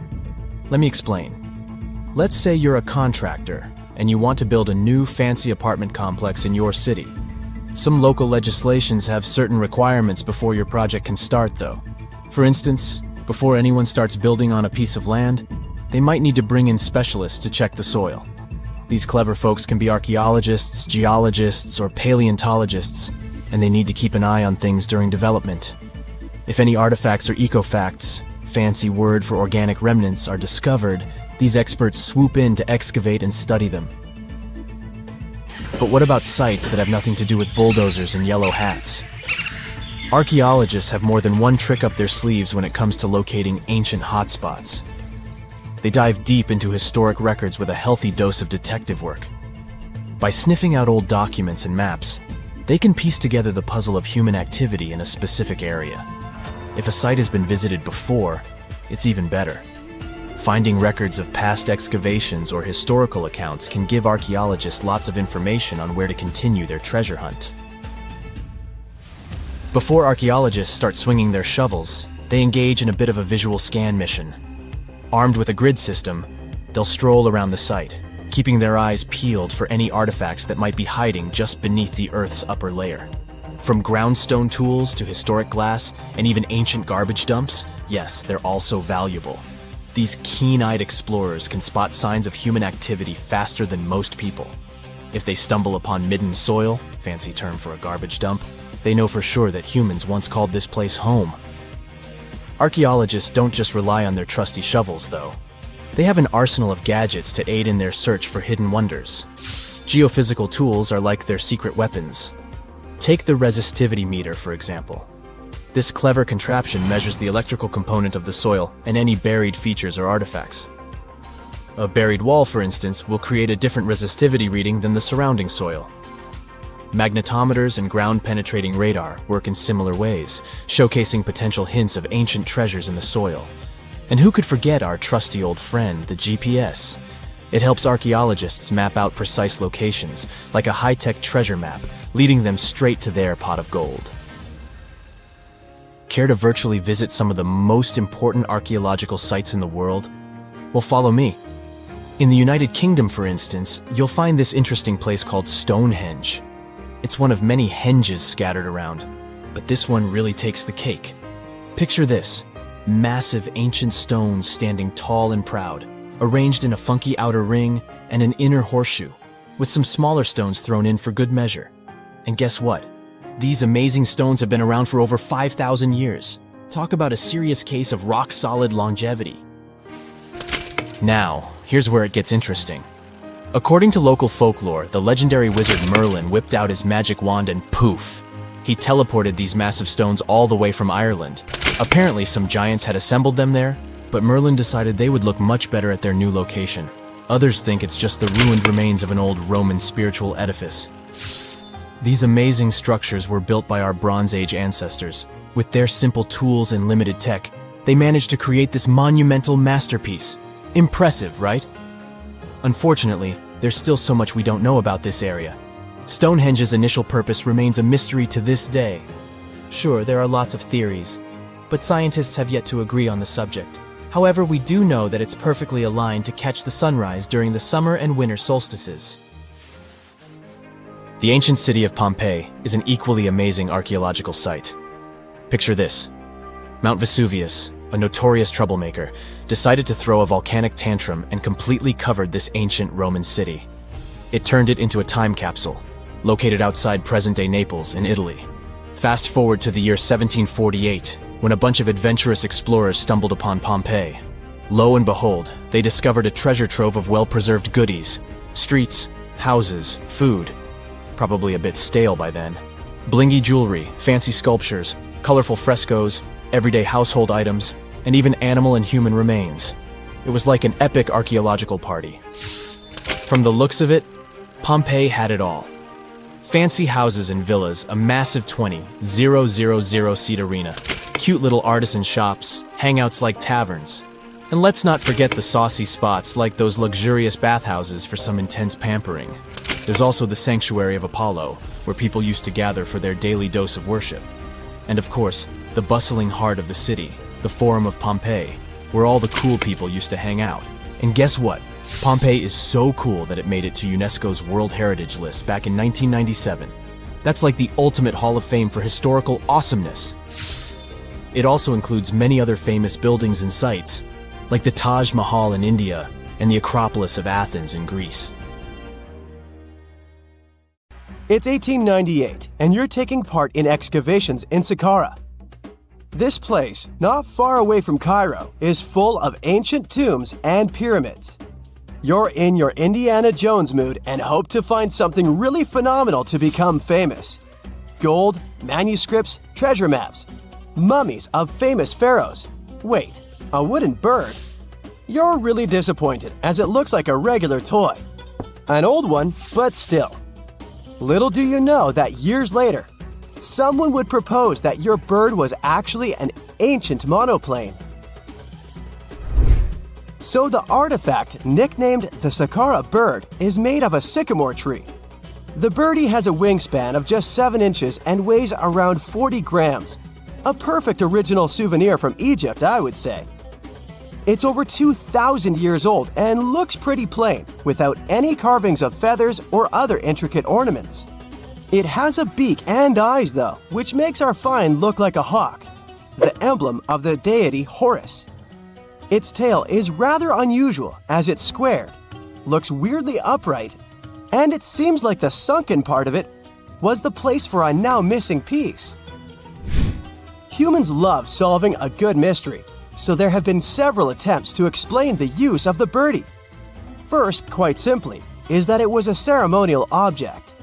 The second idea is that it was a toy for a child from some well-off family. It could have been some sort of boomerang, which was a popular concept in ancient Egypt. Then there was a theory that the bird had been used as a weather vane. But this one has been debunked as the figure doesn't have any holes or markings, except for the one made at the museum in Cairo to fix the exhibit on a stick. So there was no way to hang it in the past. Almost a century after the bird was found, Egyptologist Dr. Khalil Masiha proposed a new theory that it could have been a model of a monoplane. He believed the bird was missing a horizontal tailplane. Otherwise, it had its wings set at a right angle, similar to that of modern planes. It could have worked to generate the aerodynamic lift necessary for flights. Dr. Masiha also claimed that it was common at that time to place miniature models of technological inventions in tombs. So, did the ancient Egyptians really invent the plane in 200 BCE? That would make the Wright brothers, who are considered the inventors of aviation, really upset. They made one of their first flights only in 1903. There's just one way to know for sure, and that is to test the model. But you know, the ancient museum in Cairo would unlikely let one of their cherished exhibits fly around like a toy. That's why glider designer Martin Gregory built a similar model, this time of balsa wood, and concluded that even with the missing tailplane, the plane wasn't much of a flyer. Case solved? Not really. This didn't sound convincing enough to the History Channel, so they invited an aerodynamics expert to build another replica of the bird. He tested it in weather conditions similar to those in Egypt and was impressed with the little plane's abilities. So, if they did invent the prototype of a plane back in the times of pharaohs, it would be a good example of an oupart. That's an out-of-place artifact, an object that's way ahead of its time in terms of technology or history. And the Saqqara bird isn't the only example of such a revolutionary concept. In 1901, a group of divers retrieved the Antikythera mechanism from an underwater shipwreck near the Greek island of Antikythera. It's been dubbed the world's first analog computer, and it's currently dated around 100 BCE. The bronze mechanism could tell the position of the sun, moon, planets, and stars, as well as the lunar phase, the dates of upcoming solar eclipses, and even the speed at which the moon moves through the sky. No one's sure who used it and how or where it was made, but it's obvious that it's extremely precise and way too advanced for its time. The first flushing toilets in the world were invented in the middle of the 20th century. Just kidding. The ancient Minoans on the Mediterranean island of Crete and the Indus Valley civilization both came up with this brilliant invention at the same time, around 4,000 years ago. The plumbing and sanitation were so well done that no one managed to design anything better until 2,000 years later. One ancient Minoan lavatory was discovered at the Palace of Knossos. It looks like it had a wooden seat set over a tunnel that directed water from a rooftop reservoir to an underground sewer. Other varieties got water from jugs. Only the super rich people could afford all this glory. So if you wanted to shop for real estate back then, the flushing toilet would be a telltale sign you were in the rich neighborhood. Automated doors became a cool, seemingly new invention back in 1931. But the technology behind them is actually much older. Think the 1st century CE old. Mathematician and engineer Heron of Alexandria came up with a hydraulic system to open and close temple doors. To bring it into action, you need to light a fire to produce heat. There was a brass pot under the fire, half filled with water. The inventor connected the brass pot to containers that acted as weights. When the fire was burning, the water moved into the containers. They went down and pulled the ropes. It was nothing like a supermarket door that opens in front of you before you even have time to think. Heron's door took hours to open, and there was no way to stop the process. That's why they only opened the doors once a day before people entered the temple, to add some mysticism at the temple during ceremonies. Spooky. Looks like the first ever battery was invented in Baghdad around 2,000 years ago. A German archaeologist found this oval-shaped clay jar in 1938. Scientists are still not sure what purpose it served and who exactly invented it. There is a theory that it was used for electroplating objects with precious metals. When they filled it with a weak acid like vinegar, the battery produced around 1 volt of electricity. Another theory says it was a vessel for sacred scrolls. Would you like to buy contact lenses designed by Leonardo da Vinci himself? In 1508, he invented a glass lens with a funnel on one side. You were supposed to wear it with water inside to improve your vision. Sounds a bit uncomfortable, doesn't it? So, around a century later, French scientist René Descartes decided to improve the idea and make the cornea contact the future lenses. Contacts because they contact your eyes, get it? The glass tube with liquid did help improve vision, but blinking was sadly impossible. 2.5 centuries later, new technologies in the glass industry let scientists design contacts that would fit in the eye and even let the wearer blink. Thanks, guys! Still, those lenses were made of heavy blown glass and didn't let the eye breathe. About 50 years later, contacts became plastic, lightweight, unbreakable, and scratch-resistant, but still covering the entire eye. And then, in 1948, an English optical technician accidentally sanded down a plastic lens and figured out they'd still be in place even if they covered only the cornea. Imagine you're living in 19th century London and need to send a message to New York. It would have taken about 10 days to get there by ship. So when delivery time went from days to hours in 1858, it was a true sensation. The first message was sent by Queen Victoria herself. It was all made possible thanks to the transatlantic telegraph cable, running under the ocean. Sadly, the new cool invention only lasted a few weeks. It took years to bring it back to life. Egyptian archaeologists made an extraordinary discovery near Cairo just recently. Drumroll, please. The most ancient and most complete mummy yet discovered in the country. Yes, they were keeping it under wraps. The 4,300-year-old mummy was found in a group of tombs close to the step pyramid of Djoser, dating back to the Egyptian Old Kingdom. It was covered in layers of gold.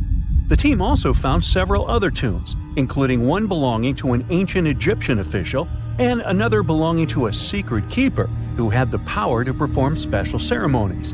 Another interesting tomb was that of a writer, which featured the largest statues ever found in the area. This vast burial site is also home to more than a dozen pyramids and resting grounds. Probably one of the most famous mummies in the world is that of Hatshepsut. She ruled Egypt like a boss for around 20 years, building all sorts of impressive buildings and creating new trade routes. But when archaeologist Howard Carter found her tomb in the Valley of the Kings, her sarcophagus was empty. However, Carter did find 2 coffins in another tomb, one of which belonged to Hatshepsut's wet nurse and the other to an unknown woman. In 2006, a team of specialists decided to investigate whether that mysterious lady was the queen herself. They found a molar tooth in a wooden box with Hatshepsut's name on it, and when they compared it to a gap in the mummy's mouth, it was a perfect match. Ramses II was a pretty impressive ruler, but it was his mummy that eventually made history. Now, we don't hear too much about his daddy. Okay, I'll stop. Ramses is considered to be the most powerful pharaoh in all of Egypt, as he reigned for a whopping 6 decades. He also lived to be over 90 years old. Now that's pretty amazing, considering the time he lived in. Ramses II supposedly had over 100 offspring too. Talk about a big family. When he passed away, his body was originally buried in the Valley of the Kings, but some sneaky guys tried to rob his tomb of all his treasures. Officials back in the day weren't having any of that though, so they moved his body to a secret location to keep it safe. Fast forward to the 1800s, and Ramses II's mummy was discovered along with a bunch of other rulers and important officials. But it wasn't in the best condition. So archaeologists flew it to Paris to get it, well, pampered. Problem was, he couldn't just be transported into another country. The only solution available was to give Ramses II his own passport. His occupation was listed as king, and the document even featured his photo. Most mummies aren't necessarily known for having the most hydrated skin. But that of an ancient woman, also known as Lady Dai, proves otherwise. No, not that Lady Dai. This wealthy lady from ancient times was discovered in an ornate tomb in 1971, and she looked fabulous, if we can say so about a mummy. Thanks to the special conditions in her tomb, like the moisture in the environment and the lack of oxygen, her body was almost perfectly preserved. Her skin was soft, her hair was on point, and she was still flexible. The museum that now proudly displays her mummy also shows a ton of fancy items that were buried with her, like dinnerware and musical instruments. Archaeologists investigated the mummy further and discovered that she passed away from a heart attack at around 50 years old. Even though it hasn't been around for over 2,000 years, Lady Dai is still making history. The mummy of Otzi the Iceman was discovered in the Alps in 1991. Austrian authorities initially thought he was a modern mountaineer because he was so well preserved. Turns out, he was actually from the Copper Age. He was found in a mountain pass over 10,000 feet above sea level. Through studying his mummy, we've learned so much about life in Copper Age Europe. For example, we know that he was a native of Central Europe and enjoyed eating meat. He also suffered from arthritis, narrowing arteries, and intestinal problems. But he likely used acupuncture and medicinal herbs to treat these conditions. And apparently, he was pretty handy with tools. He sharpened them just days before his untimely demise. Who knows if he was expecting trouble or just getting ready for some routine work. Now, King Tut and his story is most likely the one that made all mummies famous. This pharaoh passed away at the young age of 19, more than 3,000 years ago. But his mummy is still one of the most well-known in the world. When his tomb was opened in 1922, people went wild because it was still intact, unlike many other royal tombs. It had some seriously blinged-out coffins, including one made of solid gold. Not only did Tut's tomb give us a glimpse into ancient Egyptian history, but his mummy also taught us a lot about the time he lived in. DNA analysis helped identify his parents and revealed that the pharaoh had a rare bone disorder that might have made walking a bit tough. Now, Ginger is most likely one of the coolest mummies you'll ever hear about. He's like a time traveler from 5,000 years ago who's still looking fly with his golden hair and perfectly preserved nails. Ginger was discovered in Egypt and is believed to be the earliest known mummified body. Before people even knew about mummification, they used to place bodies in shallow graves in the hot, dry sand. And since the sand absorbed all the water, bacteria couldn't reproduce and the body was preserved naturally.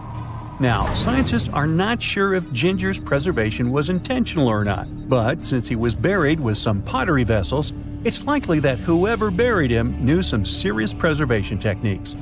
If you want to meet Ginger in person, he's currently chilling at the British Museum. One Dutch art collector bought a statue from Asia and ended up finding a weird discovery. The statue contained a mummy hidden inside. Unfortunately, the body was too fragile to move, so they had to leave it there. The coolest part is that this mummy is over 1,000 years old and was on display for 200 years before being encased in the statue. When scientists did a CT scan, they found out that the mummy was filled with paper scraps covered in writings. Experts think he might have done this thing called self-mummification, which is a pretty intense process involving a special diet and tea that makes your body less prone to bacteria. Only a few people could handle this ritual, and those who managed to do that were seriously respected. No other Egyptian queen has baffled scientists and historians like the stunning Nefertiti. Based on her statues, she was known for her slender neck, wide eyes, and high cheekbones. Her name translates to "the beautiful woman has come." Talk about living up to your name, huh? Even though she wasn't a pharaoh herself, Nefertiti still managed to leave a lasting impression. Written records suggest that, as a wife and queen, she held an incredibly influential role. Because of her power, she was indeed admired, but she also managed to make quite a lot of enemies throughout her life. She was also related to King Tut, but not biologically. Rather, she was his stepmother. So far, locals have yet to identify her mummy, but that may soon change. A local Egyptologist who has been busy excavating tombs in the Valley of the Kings has found 2 mummies that he believes could be Nefertiti and her daughter. According to specialists, we may soon finally get a definitive answer about the identity of these 2 mummies. And if one of them does turn out to be Nefertiti, we could be in for a real treat. DNA analysis and CT scans of the mummy could give us the most complete and accurate image of the queen that we've ever seen. It's crazy to think that we've only scratched the surface of what lies beneath modern-day Egypt. Nefertiti ruled during a time of great power and prosperity in Egypt, but unfortunately passed away in a period of social turmoil, leading to her gravesite being lost. Now, where's my mummy? Most people know that pyramids were built as grand tombs for the pharaohs, designed to ensure they had a smooth journey to the afterlife. The Great Pyramid of Giza, for instance, was constructed for the pharaoh Khufu. But what most people don't know is that this whole pyramid building trend started right here with the step pyramid of Djoser about 4,700 years ago. This massive structure was built for Pharaoh Djoser, a ruler from Egypt's 3rd dynasty. It rises 7 layers high above the ground and stands about 200 feet tall. We think of it today as a phenomenal architectural project, but for ancient Egyptians, the step pyramid of Djoser turned out to be more like a massive experiment, a trial run, if you will, to perfect their building skills before they moved on to even more ambitious pyramids. Reaching new heights is super exciting, but the real mystery is what is going on below the ground. In this pyramid's underground labyrinth, there is a network of tunnels stretching about 3.5 miles long, and some researchers believe these tunnels might have been part of a sophisticated water system that could completely change what we think about pyramid construction. Let's talk about this massive complex located in Saqqara. Surrounding the pyramid, there's what's known as a dry moat, a continuous trench that is up to 164 feet wide and almost 2 miles long. It forms a sort of rectangular shape around the pyramid. This trench has an average depth of about 65 feet. Now, if you were to add up all the earth and rock they dug out to create this moat, it would be about 10 times the volume of the step pyramid itself. For the longest time, people just assumed this trench was nothing more than a huge quarry, a place where they dug up stone and clay to build the step pyramid. Makes sense, right? But when you take a closer look, it doesn't add up. The trench is too narrow and deep to be practical for mining, and its layout doesn't match anything we know about ancient Egyptian quarrying methods. Plus, some sections of the trench are actually covered with a rocky ceiling, which would have made it nearly impossible to use as a quarry. Another theory suggests that the dry moat had some kind of spiritual significance. Maybe it was a sacred place, where souls of nobles gathered to serve the late king in the afterlife. There are even niches in the walls that work as a hint at this spiritual function. But most researchers believe that this purpose likely developed much later, long after the complex was built for Djoser. So what was the moat really designed for? In 2020, a researcher came up with a pretty intriguing idea. It is possible that this trench was actually designed to collect and manage water, especially after heavy rainfalls. Now, that makes sense when you consider the location. The moat sits in an area that could easily have been flooded by runoff water from nearby plains. This could also explain why the trench wasn't used for new graves until much later when the climate became drier and less prone to flooding. The story becomes even more intriguing, as this trench appears to be part of a larger, more complex hydraulic system within the Djoser complex. It is like the trench has several compartments, carefully carved out of the rock and connected by tunnels. These compartments likely served as a part of a water treatment system, where water would flow from one compartment to the next, getting cleaner as it moved along. Now, here is where things start to tie into the pyramid itself. The Djoser complex has a series of underground shafts, and some researchers think that water from the moat's deep trench might have been used to power a hydraulic lift system, and this giant water-powered elevator could have been used to raise the heavy stones needed to build the pyramid. It worked like a volcano, but instead of lava, water did the heavy lifting. Imagine a big deep hole in the ground at the center of the pyramid site. Inside this hole, there was a huge wooden platform, kind of like a giant raft that could move up and down. When the workers wanted to lift a heavy stone, they would fill the hole with water.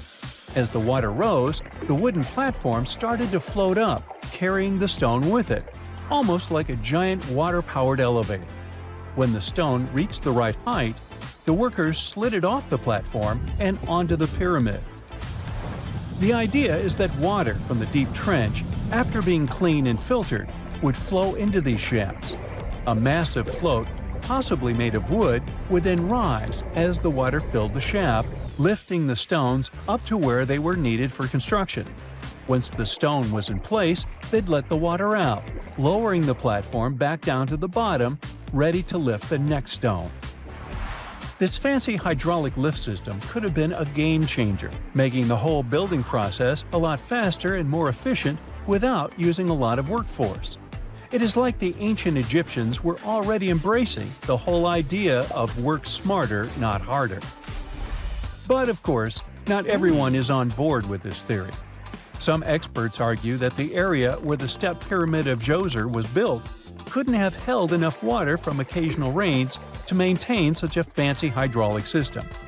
The main theory suggests that, in the past, there might have been some kind of lake nearby that would have filled up after a period of rain, and this lake could have supplied water to the complex's hydraulic system. But there is no mention of such a lake in any ancient Egyptian writings, so it might be more of a what-if situation than a reality. And then there's the issue of the hard work itself. Remember when I said this method could have allowed the ancient builders to raise stones with far less effort? Well, that might not be entirely true.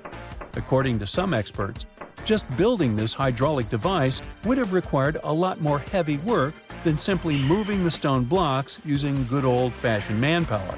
And let's not forget, the step pyramid of Djoser is like a baby pyramid compared to those that came later. The stones used for Djoser's pyramid weighed, on average, about 660 pounds each, which is nothing compared to the more than 2.5-ton blocks used later for the pyramid of Chephren.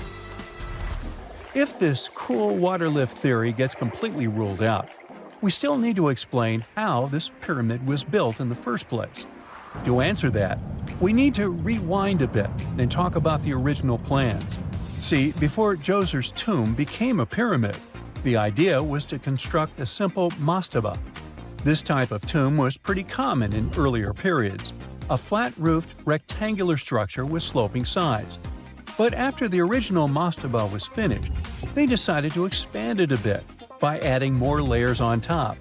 And then they added even more layers, until the construction reached 6 distinctive steps, each one smaller than the previous. And they probably did all this by raising those heavy stones using ramps, not a water-powered elevator. There is still so much we don't know about the step pyramid of Djoser. More research is definitely needed to fully understand how this system worked, or if it even existed at all. But the idea of using water to help build the pyramid adds a whole new layer to our understanding of ancient Egyptian engineering. It's a powerful reminder of just how clever and resourceful those builders were, using the natural landscape and the power of water to create one of the most iconic monuments in history. We know that the ancient Egyptians were talented enough to build something as grand as the pyramids, but were they also smart enough to measure the speed of light? There's a theory circulating online that says exactly that. If you look at these two numbers, you'll see that they match completely. The first one is the speed of light in a vacuum measured in meters, and the second one is the latitude of the Great Pyramid of Giza. So, was it done on purpose, or is it just a coincidence? Well, happily we can tell you that it's actually just a coincidence, not another conspiracy thingy. The Great Pyramid is just one of the many places in the world that share the same latitude. And more importantly, even if the ancient Egyptians had somehow measured the speed of light and chosen to keep it a secret from the rest of the world, they wouldn't have used meters to put it down. Meters were only defined at the end of the 18th century. The builders of the pyramids used a different unit of measure called cubits. 1 cubit is equal to 1.5 feet. Cubit was based on the length of the arm from the elbow to the tip of the middle finger, and it became popular in the ancient world.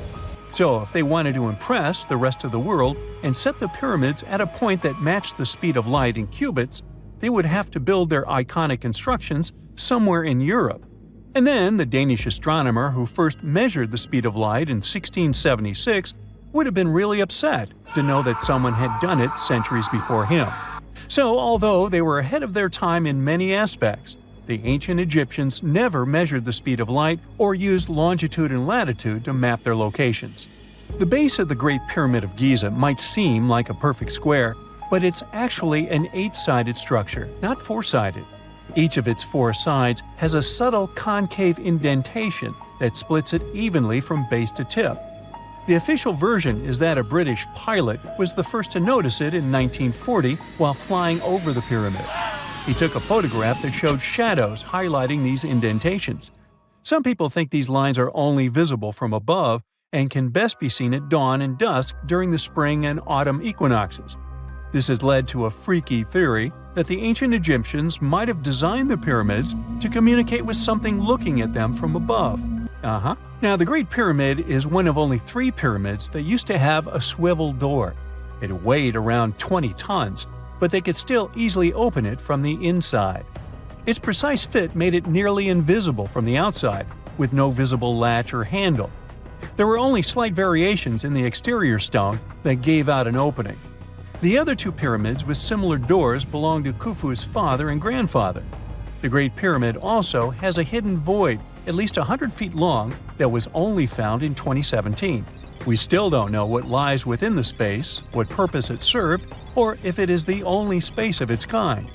Researchers used the same tech to see through cathedral walls, Mayan pyramids, and even volcanoes. It depends on a natural shower of subatomic particles called muons. They pass more easily through empty space than through solid materials.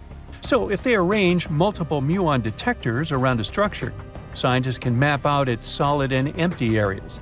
A team of scientists placed muon detectors inside the Great Pyramid and allowed them to gather data for months. Scientists have analyzed samples of the mortar used to build the pyramids many times. Although we know its composition, modern technology still can't replicate it. The mortar is mostly made from processed gypsum, but it wasn't used like the cement we use for bricks today. Instead, they used it to support the joints between the massive stones as they were set in place. The estimated amount they needed to construct the Great Pyramid was around 500,000 tons of mortar. The gypsum mortar is stronger than the stones themselves and has held up for thousands of years. Now, all 4 sides of the Great Pyramid are aligned with the cardinal points – north, south, east, and west. According to geologist and engineer Glenn Dash, the alignment is accurate to within 4 minutes of arc, or 1/15th of a degree. The architects managed to achieve this without modern tools like drones, blueprints, or computers. Many researchers try to explain this construction miracle. Maybe they used the pole star or the sun's shadow. Dash recently proposed a new, simpler idea. The Egyptians might have used the autumnal equinox to align the pyramids. It happens twice a year when the Earth's equator passes through the center of the sun's disk, making day and night nearly equal in length. To test his theory, Dash conducted an experiment on the 22nd of September 2016, the first day of the fall equinox.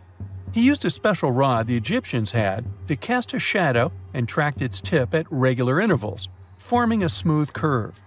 By connecting 2 points of the curve with a taut string, he created an almost perfect east-west line. Dash noted that on the equinox, the shadow's tip runs in a straight line, nearly perfectly east-west, and with a slight counterclockwise error. There's a similar error in the pyramids. Although his experiment was conducted in Connecticut, Dash believes that the same method would work in Egypt. All the ancient Egyptians needed was a clear, sunny day. they could determine the fall equinox by counting 91 days from the summer solstice. But they left us few clues, and no engineering documents or architectural plans have been found that explain their methods. So they might have mapped shadows, but it's not definite. Now, scientists have long wondered how heavy stone blocks were carried to the pyramid sites, and they might finally have an answer. A research team from the University of North Carolina, Wilmington, has discovered that 31 pyramids are likely to have been built along a long-lost ancient branch of the River Nile. It's now hidden under desert and farmland. For many years, archaeologists have thought that ancient Egyptians must have used a nearby waterway to transport materials, equipment, people, and whatever else they needed to build the pyramids on the river. But up until now, they weren't certain of the location, shape, size, or proximity of this waterway to the site of the pyramids. The group of researchers used radar satellite imagery, historical maps, geophysical surveys, and sediment coring to map the river branch. They believe it was buried by a major drought and sandstorms thousands of years ago. The team managed to go below the sand surface and get images of some hidden features thanks to radar technology. They found hidden rivers and ancient structures running at the foothills of where most of the ancient Egyptian pyramids lie. The discovery of this extinct river branch helps explain the high pyramid density between Giza and Licht, in what is now an inhospitable area of the Sahara Desert. Now, Egypt isn't the only country with the most pyramids in the world. The champion's title here goes to its southern neighbor, Sudan. It has between 200 and 255 pyramids, compared to Egypt's measly 138. They were built by members of the Kingdom of Kush, an ancient civilization that ruled the lands along the Nile River many years ago. They started erecting pyramids around 500 years after the Egyptians had stopped doing it. Their pyramids are much smaller than the Egyptian ones, but were built for the same purposes. Archaeologists are still working to find out how the pyramids in the Sudan were built, how long it took to complete them, and what happened to their society. A gruesome discovery took place in Egypt some years ago. You want to hear about it? 16 human hands, carefully buried in 4 eerie pits. They didn't look too much like human hands at first, since they were abnormally large, but they were. Weirdly, there were only right hands. No left hands were in sight. It turned out that it points to the practice of an ancient dark ritual. Old Egyptian art and tales talked of a ceremony where warriors would present the right hand of their adversaries as proof of victory and ask for gold in return. Egyptians believed in the afterlife, so cutting off someone's hand meant you cut off their power eternally. Guaranteeing this type of defeat was interesting to the winning party. Here, the fight was between Egyptians versus Hyksos, who lived in what was once known as Canaan. Egypt has always been the center of some history-changing findings, and some time ago, this papyrus was found. If we stretched it open, it would be just a tad bigger than the height of a skyscraper. The world's tiniest skyscraper, which is located in Wichita Falls, Texas. When humans didn't write on their notes app, they wrote on this thing, made from the medulla of a papyrus plant. Around 2,000 years ago, ancient Egyptians wrote something reminiscent of a book where they describe most of their funerary traditions and their visions of the afterlife. It's considered one of the most important texts from ancient Egypt and is still sold in bookstores to this day. This ancient manuscript was unearthed from a chamber located just south of the Pyramid of Djoser, located in Saqqara. Oh yes, Djoser is the oldest pyramid in Egypt and not the Giza pyramids like most people think. So recently, the site of Saqqara buzzed with excited archaeologists who probably found one of Egypt's oldest complete mummies. They believe that this beautiful and well-preserved mummy was that of a wealthy man. He was discovered in a deep shaft, covered in layers of gold leaves. There are many symbols that show he was an important and wealthy man, like the band he wore on his head, the bracelet on his chest, and the fact that he was embalmed with a tunic, which was reserved for Egypt's finest. The most exciting part of the entire discovery was finding the resting place sealed with mortar, just as the ancient Egyptians had left it 4,300 years ago. Now this may sound weird, but back in 2008, archaeologists discovered a missing pyramid. Now it went missing because it deteriorated over the span of 4,000 years. Today, you can only see its base. It was a pretty important site back in ancient times. It is said that around the area of the pyramid, the ancients hosted a special type of ceremony where high priests would carry mummified remains of sacred bulls. Now, here's a fun fact. Ancient Egyptians believed that Apis bulls were earthly incarnations of the city deity of Memphis and was connected to rites of fertility. It wasn't just any Apis bull, though. They needed to be all black, with a single white mark between its horns and a bunch of very specific characteristics. They were selected by the local priests and honored until they passed away. After that, they were mummified and buried in underground galleries. Meanwhile, this missing pyramid sort of disappeared around the 1800s. It was a German archaeologist who first found it in the village of Saqqara. He called it the Headless Pyramid when he first found it. But then, years after the official discovery, the desert sand came along and covered the whole thing. There were some excavations between the 19th and 20th centuries, but they weren't too systematic. That's why scientists were so thrilled when they dug an entire pyramid's base after removing the 25-foot mound of sand that was covering it. Oh, and it turns out American archaeologists are excavating a cemetery in Egypt that could contain over 1 million mummified bodies. So far, archaeologists have dug around 1,700 mummies. One of the main differences from other classic Egyptian mummies is that these people weren't kings and pharaohs. They were commoners that most likely lived about 1,500 years ago, when Egypt was controlled by the Roman and Byzantine empires. The name of the cemetery is cool, though, the Way of the Water Buffalo, just in case you want to check it out on your next trip. Other than bulls and buffaloes, ancient Egyptians also liked baboons. Are you seeing the pattern here? In the beginning of the 20th century, archaeologists discovered a site filled with mummified baboons in a place called, guess what? The Valley of Monkeys. An animal wouldn't have been mummified if it wasn't considered important. Certain animals were more important than others, since they were linked to specific deities. Jackals were connected to Anubis, the ancient god of the afterlife, and cats were likened to the female deity Bastet. Baboons were a pretty big deal, since they were believed to be connected to Thoth, the deity of wisdom and advisor to Ra, one of Egypt's supreme deities. The archaeologists who studied these animals weren't too happy. They think these baboons were kept inside and were deprived of sunlight for most of their lives. They had extreme vitamin D deficiencies and they were poorly fed. Maybe Thoth got angry with these baboon keepers. Just a guess. Since there's never a boring day for archaeologists in Egypt, they also found human mummies with golden tongues. Since Egyptians were all about the afterlife, they believed that golden tongues might help a person speak once they pass to the other side. I mean, it's a long shot, but hey, why not? Some of these mummies were placed in wooden coffins with goods, such as necklaces, pottery, golden artifacts in the shape of lotus flowers and scarab beetles, and iPhones. Just kidding. A new temple was also unearthed recently in Egypt. Scientists believe it was dedicated to honor Zeus Cassios. That deity would be a cross between Zeus, the almighty Greek deity of the sky, and Mount Cassios. While digging around the Sinai Peninsula in Egypt, archaeologists spotted 2 pink granite columns poking out of the ground, and bingo.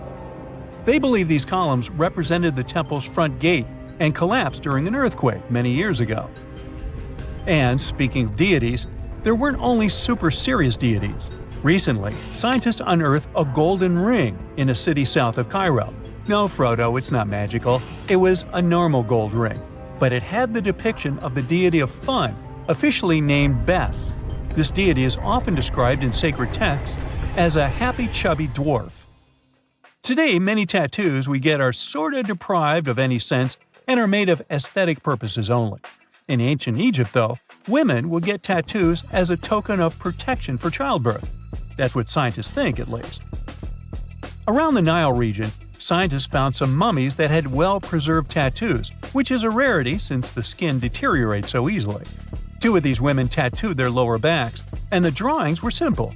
They were mostly pictures, including that same chubby dwarf we just talked about, Bes. He also had a side hustle as the protector of women during childbirth. Now, would you believe me if I told you ancient Egyptians invented robots? No? Well, that's because that's not entirely true. Sure, they were astronomers, mathematicians, and engineers, and somehow they also squeezed an eccentric invention into that package – an automated deity some scientists called Hathor. This wooden statue had been in the Metropolitan Museum of Art for years before someone noticed its secret. With the help of an X-ray machine, specialists discovered a mechanical operating system inside it. The pulley-like axis goes from the statue's shoulder to her left leg. When the system rotates, the statue raises and lowers her hand. Hey, pick me! Pick me! I got my hand up here. If there's a question that still baffles archaeologists to this day, it's this one. How did the ancient Egyptians build those magnificent pyramids? As far as we know today, their resources were quite limited, especially in terms of tools and building materials. We still don't have a fully satisfying answer, but hey, we've got some pretty amazing theories worth considering. The leading contender among these theories involves the clever Egyptians employing a sneaky strategy. Now picture this. They constructed a slanted and curving mound made of bricks, earth, and sand encircling the pyramid to be. As the pyramid grew taller and taller, they simply increased the height and length of this wacky structure. It's like they were playing an ancient game of Jenga. Now, how did they get those massive stone blocks up there? Well, according to the legendary ancient Greek historian Herodotus, they used sleds, rollers, and levers. It sounds like they turned construction into a supersized game of tug-of-war. And guess what? Herodotus also claimed that the Great Pyramid, the one from Giza, the granddaddy of them all, took a whopping 20 years to build. There's more. Herodotus also dropped a mind-boggling number on us. 100,000 men were supposedly involved in this pyramid extravaganza. Did they hire the entire Egyptian population? Well, it might not be as far-fetched as it sounds. These men were probably mostly farmers, so they probably focused on the pyramids when there wasn't much work to be done in the fields. Like during the flood season of the Nile River. Obviously, specialists in the archaeological community had something to add to this theory. By the late 20th century, they discovered some evidence that suggests the workforce might have been smaller and more permanent than previously thought. Instead of a massive army of 100,000 pyramid builders, they proposed that a modest crew of around 20,000 workers, accompanied by support personnel like bakers, physicians, and even spiritual leaders, could have gotten the job done. There was also this theory that claimed that the pyramids were actually built from the top downward. It suggested that these colossal structures were nothing more than isolated hills used as quarries. The stones were supposedly drawn from these hills, and over time, competing engineers took charge and transformed them into the iconic pyramids we know today. Now, before you dismiss this theory as a wild fantasy, some folks thought it wasn't completely crazy. After all, there are instances where isolated hills exist, so maybe this theory had a tiny glimmer of truth. Whether it involved ramp building or ingenious work schedules, one thing is clear. Those pyramids have definitely left their mark on history and on our imaginations. Now, speaking of ancient Egyptian mysteries, there's this gigantic unfinished obelisk sitting in ancient Egypt, and scientists are trying to figure out how it was shaped. Now, some people suggest that our industrious ancestors used handheld pounders to get the job done. One expert has a different take on the matter, though. He argues that if we take a closer look at the pattern left behind by the shaping tool, we'll notice something peculiar. The walls of the trenches surrounding the obelisk display a neat and even pattern, which is pretty unlikely if they were pounded away by mere mortal hands. According to this expert, those horizontal striations are usually the result of a tool that takes breaks while removing material, leaving its mark on the surface. But wait, there's more. Imagine the tool being rocked back and forth against the trench walls, clearing away the waste to keep the trench from narrowing. Well, in that case, the tool might have left some funky horizontal striations where it was pressed against the sidewall. This sounds like some fancy technology at play, don't you think? And guess what? The dynastic Egyptians probably didn't have access to that kind of know-how. Another famous Egyptologist from way back also uncovered a bunch of core drills during his adventures. Although the actual drill bits are missing, his collection houses these particular core remnants made of limestone, alabaster, and even granite. These constructions aren't the only amazing thing the ancient Egyptians left behind, though.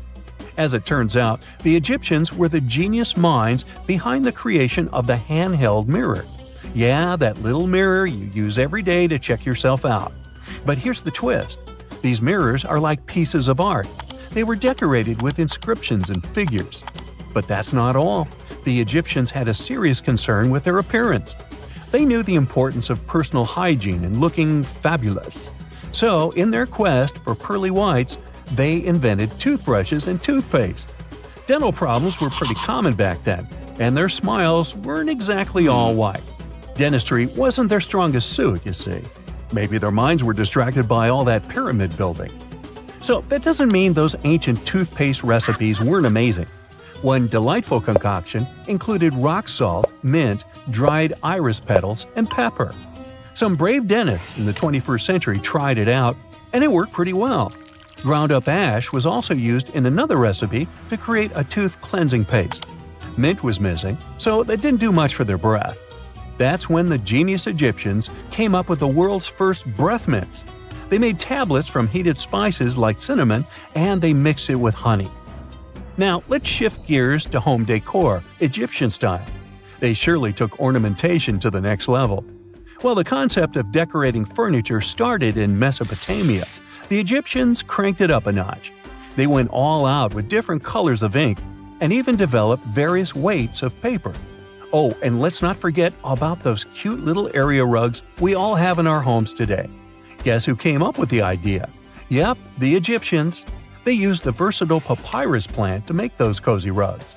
And speaking of trends, the Egyptians loved their knickknacks. They had an assortment of small figurines in the shapes of cats, dogs, and people. These statues were made from various materials, like simple sun-dried mud to the ultimate bling of gold. It all depended on how loaded you were. The Egyptians were also all about farming, and they knew that clean water was crucial for their crops and animals. That's why they came up with some nifty inventions and techniques to make sure their land was fertile and their plants were happy. First off, they had the genius idea of using ox-drawn plows. They had two types of plows, heavy and light. The heavy plow would strut its stuff, cutting deep furrows in the soil, while the lighter plow followed behind, fluffing up the earth. But they didn't stop there. After plowing, the Egyptians would break up clumps of soil and sow the rows with seeds. To give those seeds a good old squish into the furrows, they'd march their livestock across the field, effectively closing up the furrows. But hey, all that hard work would be pointless if their seeds were as dry as the Sahara. That's where irrigation comes into play. The Egyptians were so good at it that other cultures, like the Greeks and Romans, couldn't help but copy their techniques. Now let's switch gears and talk about the marvelous architecture of ancient Egypt. These folks weren't just skilled farmers, they were also architectural maestros. They built these fancy canals to carry water to farms and villages, and boy, did they know how to make those canals look pretty. Just imagine strolling along a canal lined with ornate structures. The pharaoh Ramesses the Great was quite the overachiever when it came to construction. One of his mind-blowing creations was the construction located at Abu Simbel. This building was designed so that twice a year, the sun would shine directly into it and illuminate the statues of Ramesses. And let's not forget about the corbelled arch. Without this architectural gem, we'd be missing out on some mind-boggling structures like the Great Pyramid. The Egyptians knew how to make things stand tall and proud, thanks to their engineering and construction wizardry. They built grand halls and inner sanctums that make your jaw drop. And some of these temples doubled as astronomical observatories. Secant, cosine, tangent, sine, 3.14159. Yeah, that was the cheer we heard coming from the trigonometry club back in the day. For the rest of us in math class, terms such as sine, tangent, and pi were just bewildering. Who invented these and why? Was their only purpose to make it harder for students? Well, not quite. Trigonometry was invented by the ancient Egyptians. They needed this knowledge to construct pyramids, and they did a pretty good job too. The Great Pyramid in Giza still stands today, some 4,500 years after it was built. No recalls either. So let's get out of that classroom and on a journey through time to reveal the secrets behind the ancient Egyptians' precision. Here you are, standing on the Great Pyramid's construction site, some 9 miles from Cairo. Well, the city still isn't there, as you're surrounded only by the desert and teams of construction workers. They're transporting large stone blocks weighing 2.5 tons each. They're inside a wooden sled that sits on large rollers. A crew of 8 men rolls these blocks along the ground. You immediately think of the rollers on a supermarket cash register. The principle is exactly the same, but the scale is greater, much greater. Scientists estimate that the Egyptians used 2.3 million such blocks in the Great Pyramid alone. And the block in front of you is one of the lighter ones. The heaviest of them weighed up to 15 tons. But where did all these blocks come from? Most of them originated from quarries around Giza. It's not that impressive, you think, but wait until you hear how ancient engineers transported the granite used in construction over 500 miles to the pyramid. There were no railways or highways back then, but the mighty Nile was always there. Researchers even believe that the Egyptians dug a canal to connect the Nile directly to the pyramid's construction site. All they had to do then was to wait for the flood season to begin, and voila! The rising water levels floated the heavy stone blocks for them. But how did they lift the enormous stones on dry land to stack them up to the top? Did they use oversized cranes? Well, ancient Egyptians worked around this problem, literally speaking. One of the workers is now pointing to the giant ramp going around the pyramid they're building. This is how a mountain road zigzags its way to the top. If the ramp went directly to the top of the pyramid, then workers couldn't pull the stone blocks along it. It would be too steep. Scientists have calculated that 8% could be the maximum incline. So ancient Egyptians just extended the ramp around the pyramid. Again, these are all theories, as the ramp could have been inside the pyramid, as some researchers suggest. The exact building method is still a mystery, guarded by the Sphinx. That's its real name, right? Wrong. As the Great Sphinx is just the statue's alias. You know, the name writers take when they want to hide their true identity, or a singer's stage name. The Sphinx's real name, translated from Egyptian, means Horus in the horizon. That was the name for the Egyptian deity of the sky. The trail of mystery doesn't end there. As a man walks past you with a bucket of paint, he's going to add a touch of color to the Great Sphinx. Researchers found specks of this red color next to its ear. That was some strong paint, as it survived for thousands of years. You are now standing straight in front of the Sphinx. You look up. It's very tall, right? 66 feet to be precise. Now resist the urge to take a selfie. You can do it. Now you notice something else. It looks like the Sphinx is in the center of a giant triangle in the back. That's one side of the Great Pyramid. And no, your eyes are not playing tricks on you. The Sphinx really does sit in the center of the pyramid's lateral face. Here's where math comes in handy. A pyramid has 4 sides, called lateral faces. There's also a 5th face, the base, but that's not visible. It's, wait for it, face down. The Sphinx has one last mystery to reveal: its age. Scientists agree that Pharaoh Khafre built the Sphinx. He ruled after his father, who had built a great pyramid nearby. So both structures were finished around the same time. Let's talk about numbers again. You've heard of Cleopatra, the Egyptian princess described as a woman of great beauty. Hello? She saw the pyramids, but she lived closer to the time of the first iPhone than the time of the people who built the pyramids. Fascinating, right? You can see thousands of people around you. They're working hard to build the pharaoh's tomb. But how many of them are there exactly? One Greek philosopher estimated there were as many as 100,000 workers.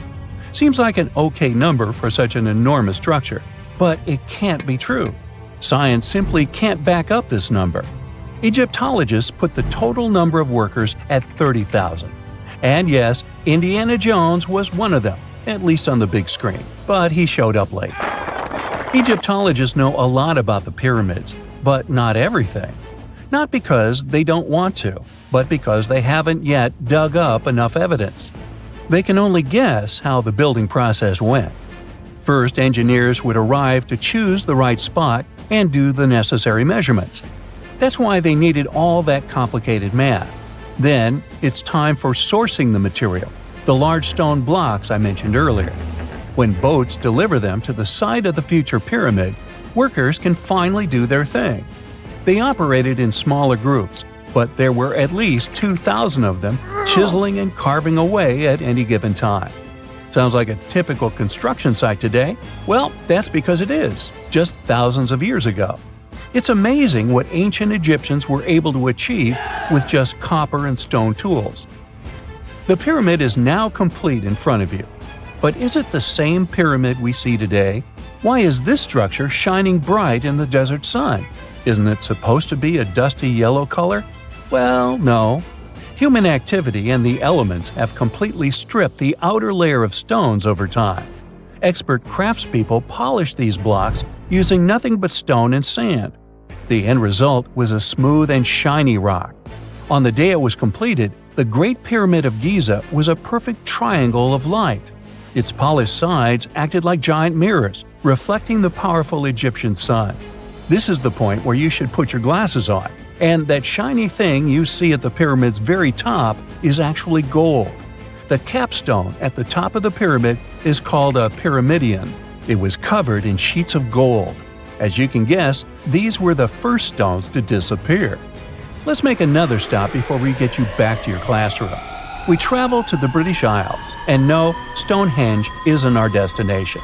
It is Newgrange in County Meath. Scientists estimate that the ancient peoples of Ireland built this stone monument around the year 3200 BCE. This makes it older than both Stonehenge and the Great Pyramid in Giza. The function of the circular mound in Newgrange is the same as the one of the Great Pyramid and equally mysterious. The estimated amount of loose stone present in the valley is over 220,000 tons. And it's not just randomly thrown on a pile. The order in which the stones are set makes the structure water-resistant. That would explain how Newgrange had survived for so long. Kinda makes you want to splash out the cash for that waterproof phone case, huh? Well, you're back in your school desk, but today's math lecture is the last thing on your mind. You're thinking about how great the Egyptian pyramids are, and if we have something similar today. It turns out modern engineers are just as impressed with the Great Pyramid as you are. There's a glass pyramid sitting in the main courtyard of the famous Louvre Museum in Paris. The panorama of San Francisco wouldn't be complete without the 48-story Transamerica Pyramid.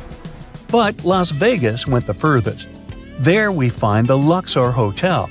It's so big that it's the third largest pyramid on the planet. And guess what's in front of it? Yup, a replica of the Sphinx. It's 110 feet tall, 2 stories higher than the one in Giza. Yeah, everything's bigger in Vegas. There are mysterious plasma bubbles floating around the pyramids of Giza.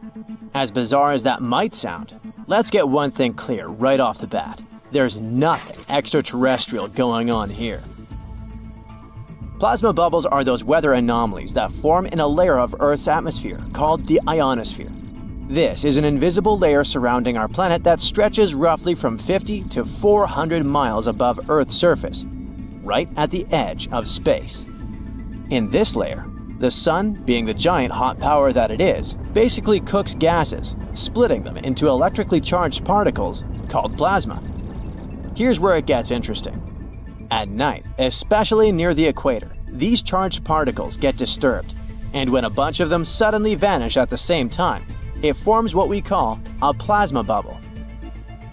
Imagine it like a big empty pocket where the plasma is missing or its quantity is lowered, but it's only considered a plasma bubble if this phenomenon occurs on a large scale, typically around 62 miles in size.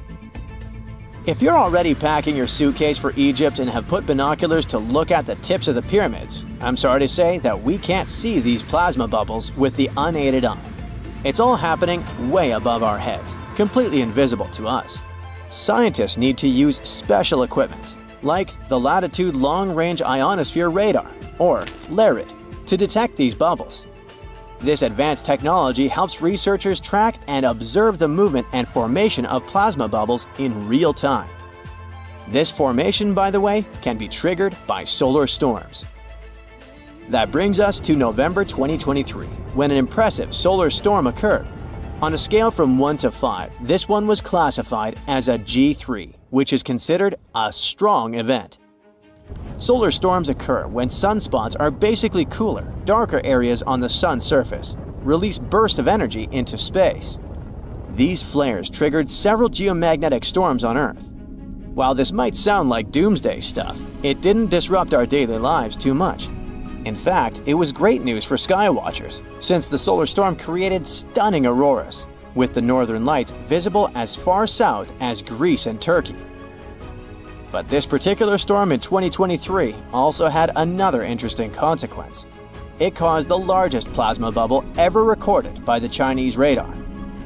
This phenomenon was so massive that it covered regions as far apart as the Egyptian pyramids and the Midway Islands in the Pacific Ocean.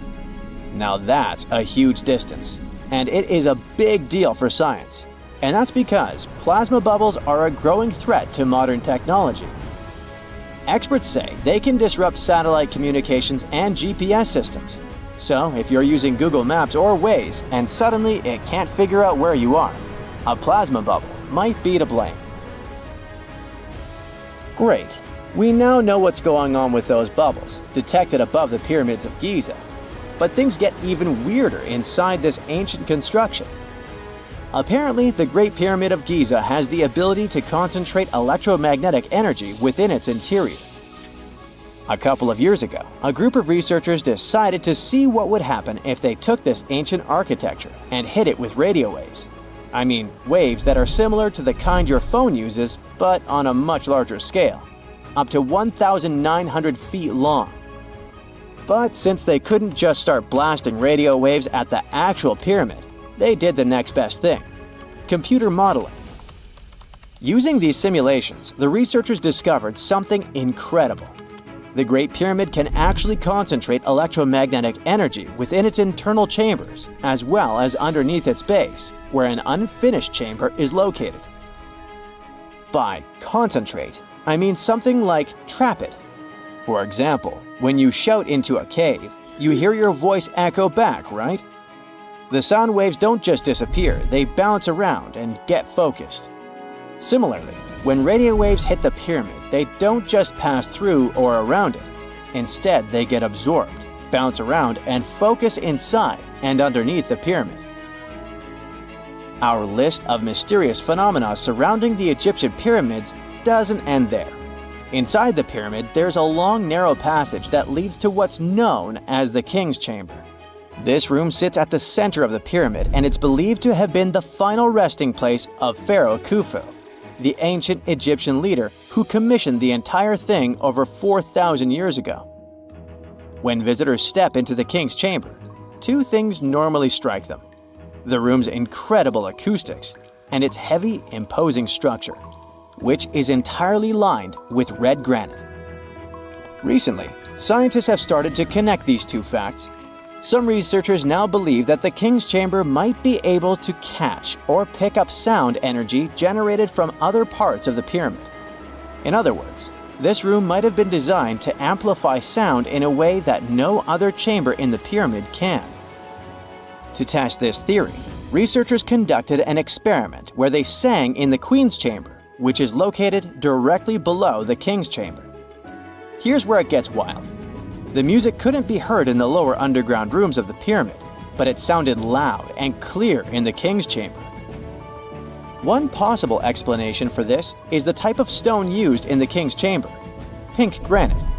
Granite is known for its piezoelectric properties, meaning it can absorb energy from its surroundings, like sound vibrations, and convert it into electrical energy. This suggests that the chamber's unique acoustics might be due to more than just the shape of the room. It could be that the granite itself plays a role in amplifying and concentrating sound waves. According to scientists, these discoveries open up a whole new field of research into the pyramid's potential. Could the ancient pyramids have somehow harnessed the energy created by sound waves or even Earth's natural vibrations? It might sound far-fetched, but considering the granite's piezoelectric properties are well documented in modern science, it's not entirely impossible. Who knows? Maybe we've only just scratched the surface of what the pyramids were truly capable of. Speaking of just scratching the surface, there's even more to think about, like how the pyramids ended up in such a perfect location. It seems the builders lined up the Great Pyramid with the cardinal points, meaning its sides are almost perfectly aligned with the four main directions: north, south, east, and west. There are many theories about how they did it, but one study suggests that Egyptians might have used the fall equinox to achieve this perfect alignment. During the equinox, the sun rises and sets directly in the east and west. It probably made it easier for builders to use the sun's position as a guide. By watching the sun during this time, they could make sure the pyramids were positioned just right. If we think about all these strange things about the pyramids, I mean their perfect alignment, the ability to concentrate radio waves, and the materials used in the chambers that might generate electrical energy, could the real purpose of the pyramids actually be much more complex than just being tombs? Well, Nikola Tesla thought so. It is said that the famous inventor and engineer was kind of obsessed with the Egyptian pyramids, and he wondered if they might actually be giant energy transmitters. He believed the shape and position of the pyramids could help them function as huge generators, capable of producing free, limitless energy. Some researchers agree with Tesla and believe that these massive monuments might have been designed as giant power plants.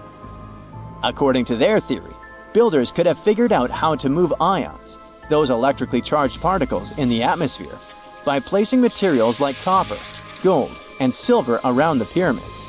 So, it's definitely possible that the ancient Egyptians created a sustainable, renewable power source.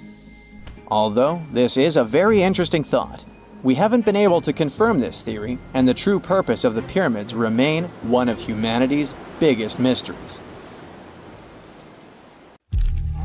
When you hear the word mummy, you might get a chill down your spine. That's because most of us associate this word with those creepy characters we've seen in some scary movies. But in reality, mummies have helped us understand a lot about ancient civilizations, their rulers, and about how people used to deal with losing their loved ones.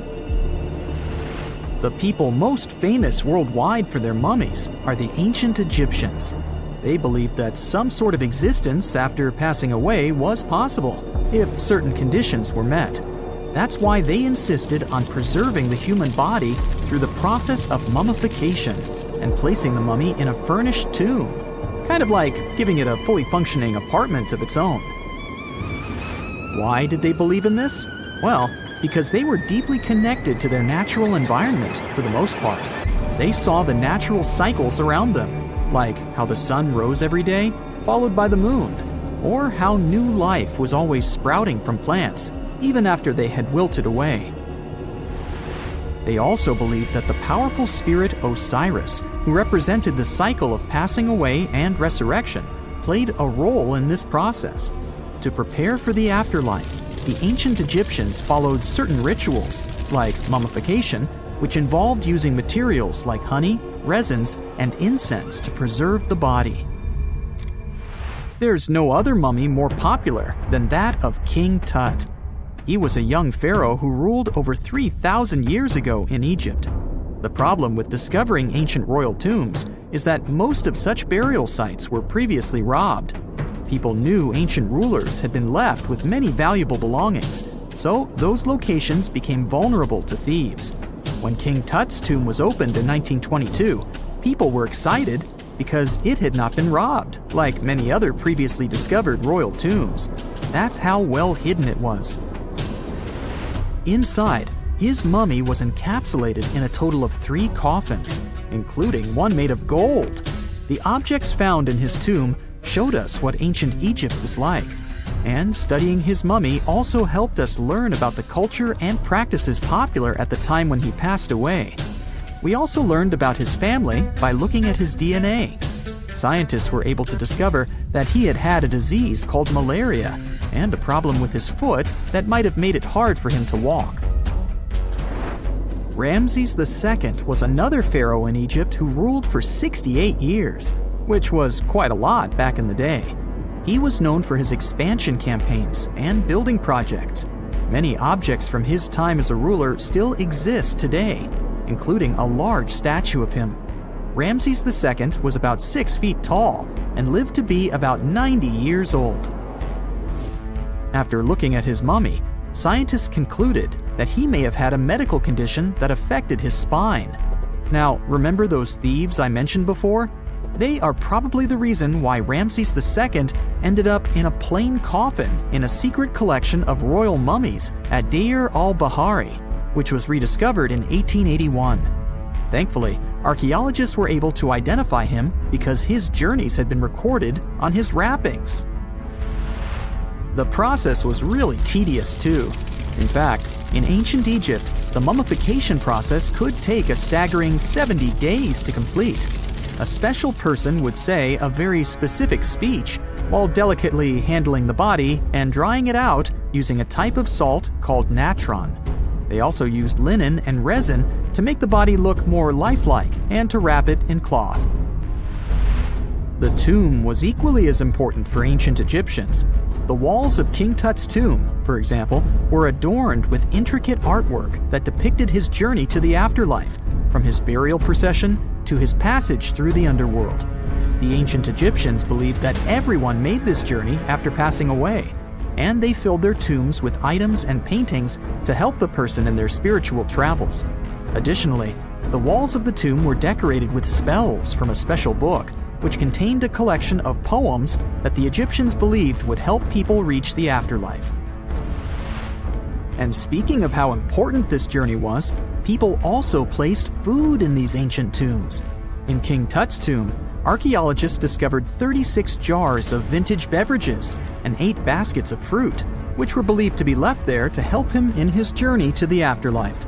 The Egyptians believed that traveling to the afterlife took a really long time, so they left a lot of supplies, such as food and water, to sustain their loved ones.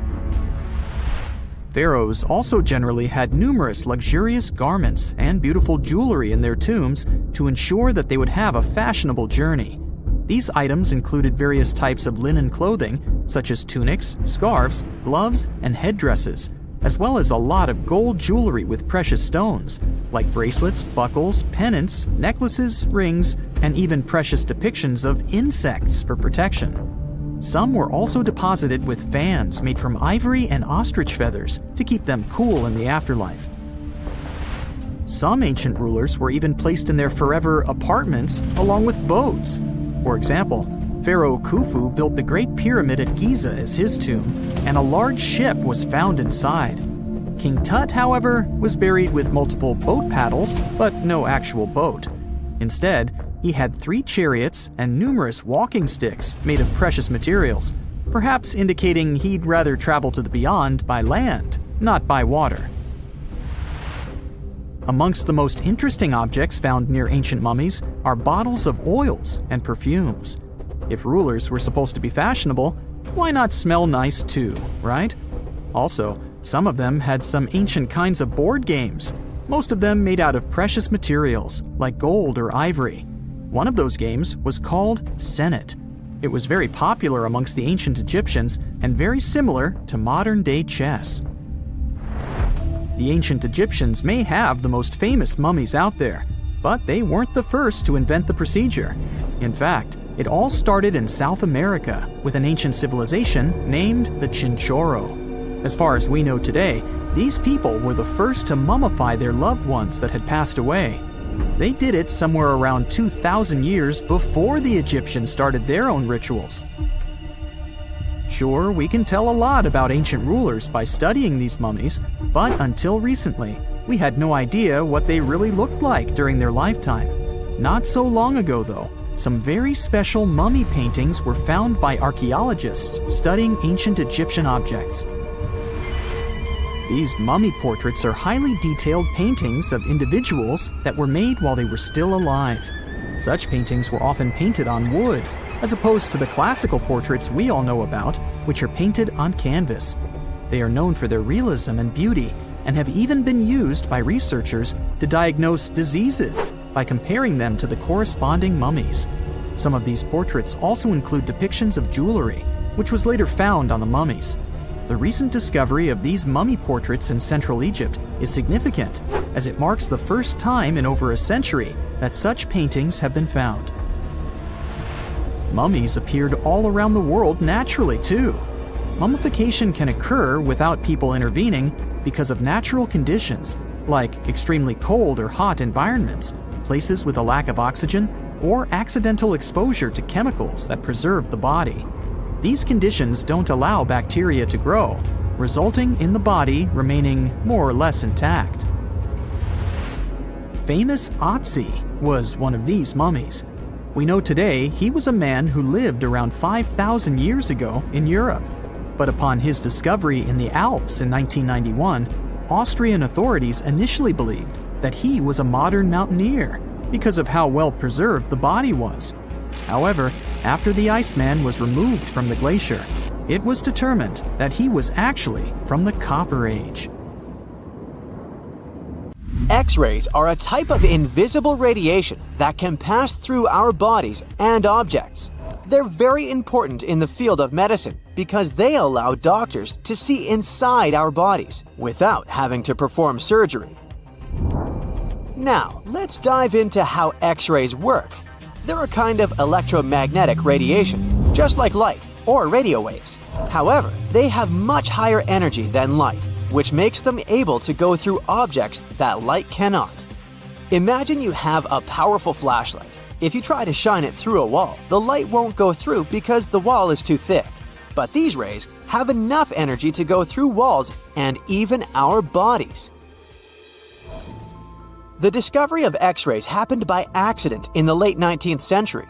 A scientist was experimenting with cathode rays, which are a type of radiation. He was working in his lab and noticed that a nearby fluorescent screen started to glow, even though it was not directly exposed to the cathode rays.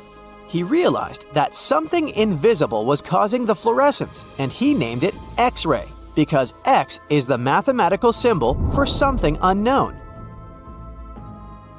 He continued experimenting with such rays and discovered that they could pass through many objects, like flesh and bones, but not through denser materials like metal. He also found that X-rays could create images on photographic plates, just like a camera takes pictures. The way this works is quite fascinating. Imagine you're standing in front of a bright light and you hold your hand in front of your face. Your hand blocks the light and you can't see through it. But if you place a sheet of tissue paper in front of your hand, some light will pass through, and you'll be able to see the outline of your hand. X-rays work in a similar way. When a doctor wants to take an X-ray of a part of your body, they will ask you to stand or lie down next to a machine. This device has a special plate that can capture the image. Let's say the doctor wants to further examine your arm. They will place the X-ray plate on one side of your arm and the machine on the other side. Then, the machine will produce a controlled burst of X-rays that pass through your arm. Remember how we talked about the tissue paper allowing some light to pass through? Well, in this case, some of those X-rays will go through your arm, while others will be absorbed or blocked by the denser parts of your body, like bones. The plate captures the X-rays that pass through your arm, and it creates an image. This image shows the bones and other structures inside your body, allowing the doctor to see if there are any problems or injuries. Now, you might be wondering why X-rays can pass through some things but not others. It has to do with the density and composition of the objects. Denser materials like bones absorb more X-rays, so they appear white in the image. So when you look at the result, you'll see your bones as white shapes. Other tissues like muscles and organs are less dense and allow some of those rays to pass through, so they appear as gray shadows. What if I told you there's a whole new way you can peek inside objects, but without using X-rays? I'm not talking about magic powers. Take a comfortable seat while I explain what muography is. This fascinating scientific technique allows us to see inside objects and even beneath the Earth's surface using a special type of particle called a muon. These elementary particles are very similar to electrons, but they're much heavier. They are created high up in the Earth's atmosphere when cosmic rays, which are particles coming from space, collide with the air molecules. Now, muons are special because they can pierce through different materials. They can pass through rock, soil, and even buildings. Scientists realized this potential back in the 1950s when they were studying cosmic rays and noticed that some of the particles could pass through thick materials. The first muography experiments took place in the 60s. Specialists discovered that muons can be detected using special devices called muon detectors. These detectors are usually placed underground or in specially designed laboratories to shield them from other particles and background radiation. Now let's dive into how muography actually works. Imagine you have a large object, like a pyramid, a mountain, or even an ancient statue, and you want to see what's inside without damaging it. First, detectors are positioned around the object or in the area you want to examine. These detectors are sensitive to muons and can track their paths. When such a particle passes through a detector, it leaves a trace, like footprints in the sand. By collecting data from multiple detectors, scientists can reconstruct the paths. Here's where things get really cool. The Earth's atmosphere acts like a natural filter for muons. It turns out that the more massive an object is, the more particles it will block. So, if you have a large, dense object like a mountain, fewer muons will pass through it compared to a smaller, less dense object, like an empty box. This difference in the number of particles that reach the detectors can give us clues about what's inside the objects. Scientists use computer algorithms and mathematical techniques to analyze the data and create images. These images represent the density distribution of the object being studied. It's like creating a map that shows where the densest areas are and where there's gaps inside the object. The concept of muography is similar to using shadows to understand the shape and size of an object. Imagine you're standing in front of a bright light and you place your hand between the light source and a wall. You'll see a shadow of your hand on the wall. Based on the shape and size of the shadow, you can get an idea of what your hand looks like, even though you can't see it directly. This technique has been used to study various objects and structures. For example, scientists have used it to explore the inside of volcanoes and pyramids, and even to investigate the structure of mountains and the Earth's crust. With the help of this amazing technique, scientists have now uncovered new information about the Great Pyramid of Giza. They discovered something that had eluded tomb raiders for centuries. They found a hidden chamber. And guess what they named it? The Big Void. Yeah, I know, not the most creative name. They even used 3 different muon detection techniques just to be super sure that it was indeed a big, mysterious void inside the grandest pyramid of them all. Once news got out about this mind-boggling discovery, Egyptian authorities couldn't resist the temptation to explore further. So, they brought in an endoscope camera to confirm the existence of this epic void. So, they inserted a camera through one of the openings underneath the entrance, and voila! It revealed a corridor. More so, the corridor had a chevron ceiling. I can't help but imagine the ancient Egyptians using it as a cool dance floor. Another team of scientists decided to take another shot at scanning this newfound void. According to them, the Great Pyramid of Giza is a pioneer in the pyramid game. It used a technique called chevron to cover internal structures and keep them from collapsing. Now, why did the ancient Egyptians build this corridor and the grand void it leads to? One theory suggests that the corridor was built to relieve pressure inside the pyramid. Another theory says that the void could be a result of the pyramid's construction process. It could have been an internal ramp used to move roof blocks into position, and then it was left there or filled loosely with rubble. According to other enthusiastic explorers, there might be another burial chamber waiting to be discovered. They believe that the pyramids were built with a dash of randomness in the construction process. As the builders worked their magic, they realized that some chambers wouldn't be able to handle the weight of a majestic sarcophagus. So they made adjustments on the fly, creating new plans as they went along. You have heard about Nikola Tesla. You have definitely heard about the Great Pyramids in Egypt. But what if I told you that Tesla may have probably uncovered the ancient mysteries surrounding the pyramids? Wait, what? Is this a crossover episode? Nope. It's highly probable that the secrets of the pyramids are hidden in plain sight. But first, let's recap what we know about the pyramids. What's so mysterious about them? I mean, they are just old quirky buildings, aren't they? One of the biggest questions is how they were built. Some people think that the pyramids were created by people using only their hands and muscles.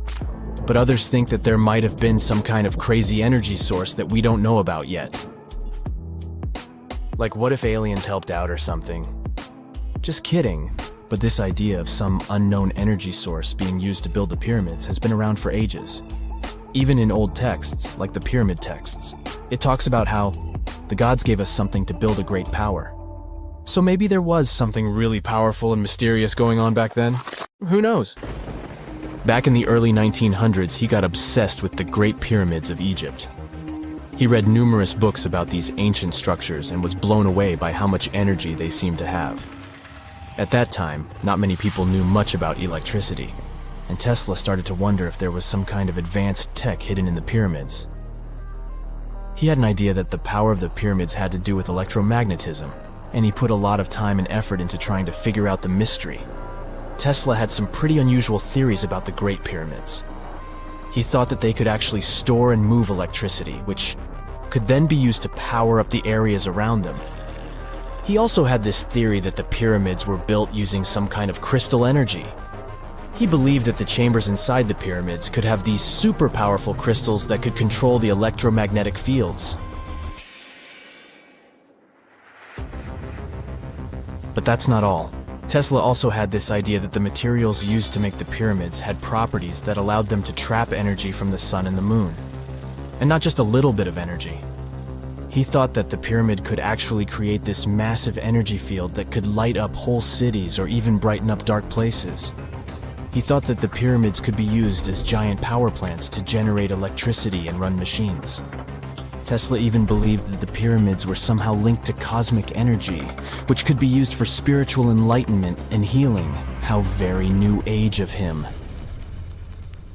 Anyway, Tesla wasn't just pulling these ideas out of thin air.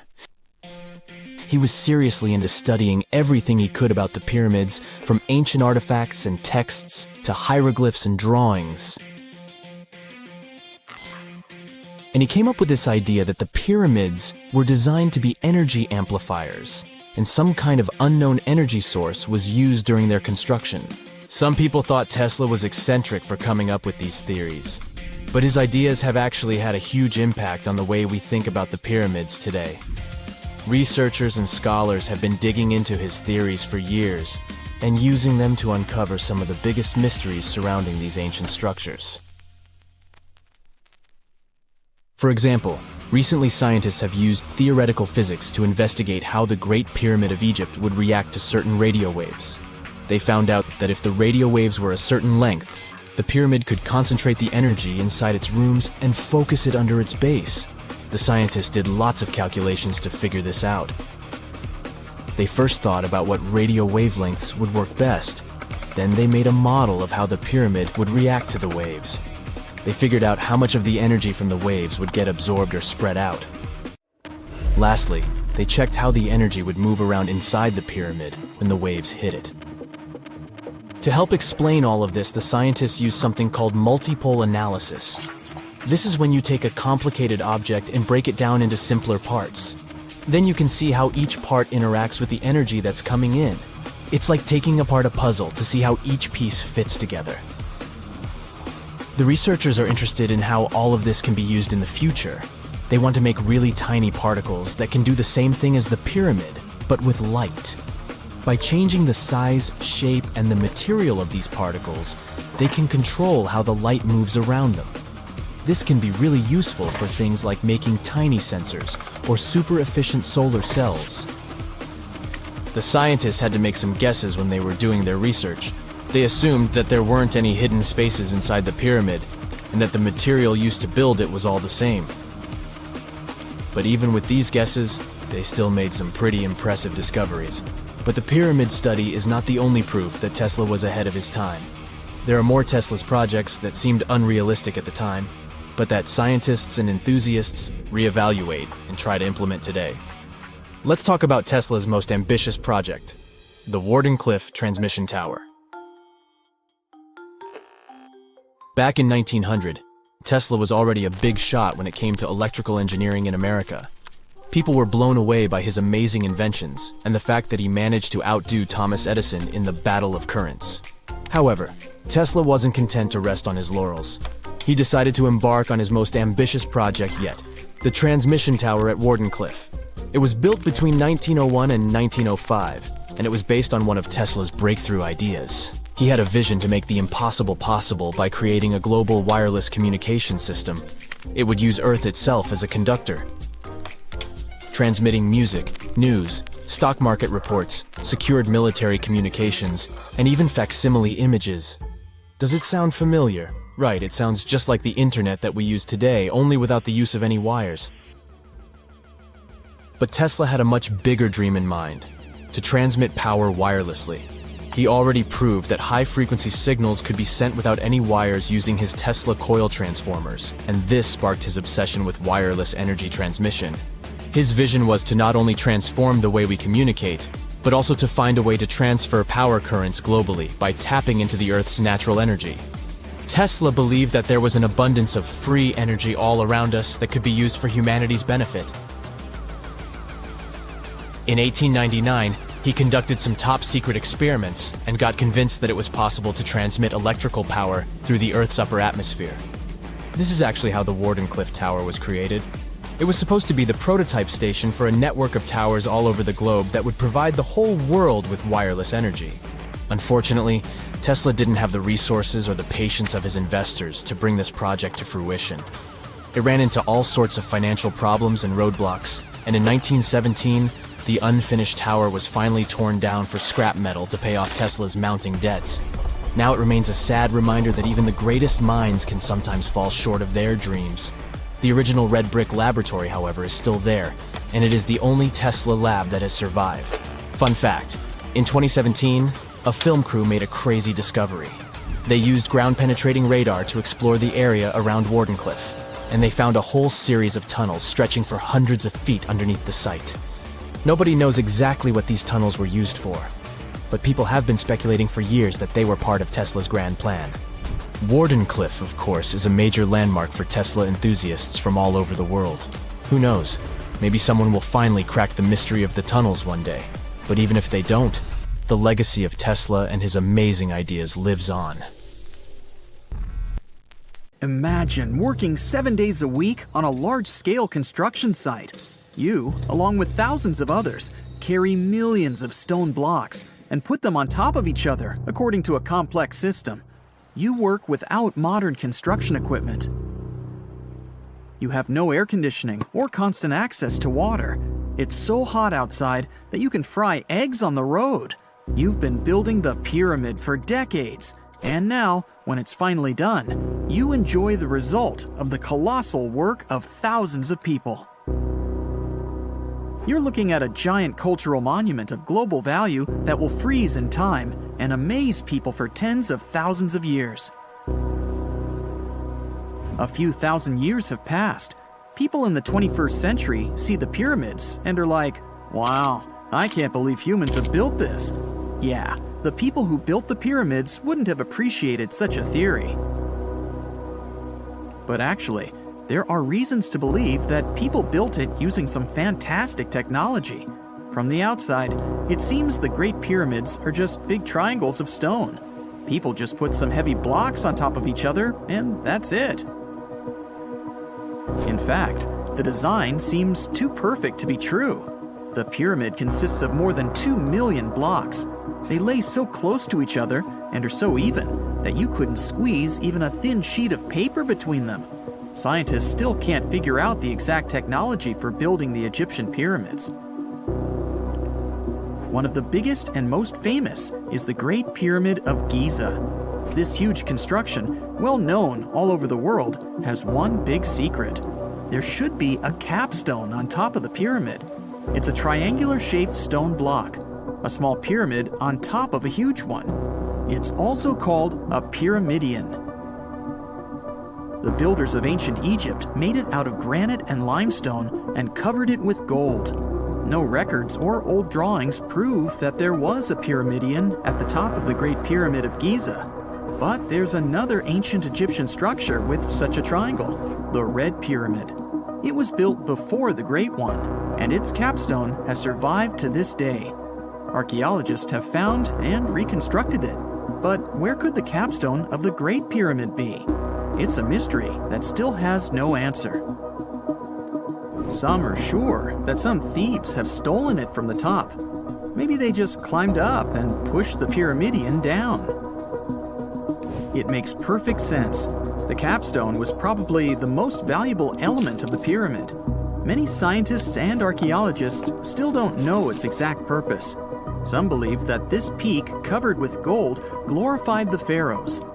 The capstone reflected moonlight at night and illuminated the entire space around it.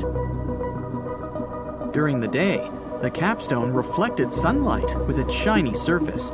You could have noticed it from afar. The top of the pyramid was a kind of guiding star for lost travelers. All other stone blocks of the pyramid consist of limestone. People polished them to make them look shiny. In the past, they were even glowing and reflected light. You could see glowing pyramids from space, although they looked like tiny lights. Over thousands of years, winds, sandstorms, and rains have changed the pyramid's appearance. If people had taken care of them all this time, they would have looked like something out of science fiction movies, or the pyramids from Las Vegas. But unfortunately, we will never see their original appearance. Some archaeologists and scientists believe that the capstone could absorb the sun's energy and distribute it evenly throughout the pyramid. No one knows precisely why the Egyptians needed this technology. There's a theory the pyramids are ancient energy systems. The pharaohs applied this energy to use some unique technologies that were more advanced than all the achievements of the 21st century. And the triangular shape of the pyramids was ideal for boosting this electromagnetic energy. In theory, solar radiation, or electromagnetic forces, accumulated at the top of the pyramid, filled the inner rooms, and then went down the walls to the base. Any surface distortion could prevent the flow from spreading, so they had to create a perfectly smooth surface. That's why they installed the blocks so that nobody could squeeze a needle or razor blade between them. Many people believe in this theory because they built the pyramids from limestone. This material can hold energy inside itself. In the inner part, they created granite deposits to cause air ionization, that is, to create an electric charge. They also dug channels under the pyramid for water to transmit electricity. And at the top, they put a gold capstone, the best conductor of electricity. So, this is how you get a great power generator. Different cultures used similar technologies to create electricity all over the world. But these are all theories. If it had been working, humanity would have used these technologies today. There are mentions of the metal industry, chemistry, engineering, physics, mathematics, and astronomy in some ancient records. Most scientists don't believe in all these things. We know the detailed stages of the technology's development in different cultures. In the 21st century, scientists, historians, and anthropologists can track the evolution of all modern devices.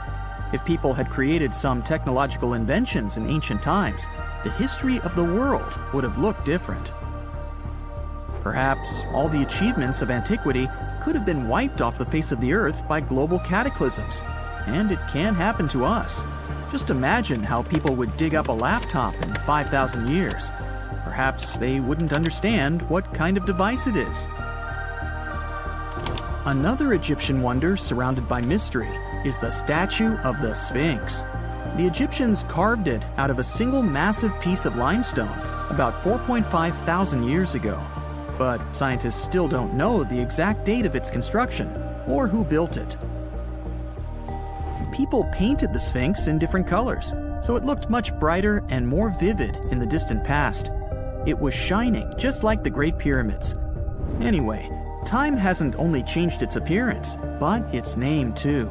Initially, the Egyptians called it Horemeket. The Greeks renamed it the Sphinx about a few hundred years after it had been built.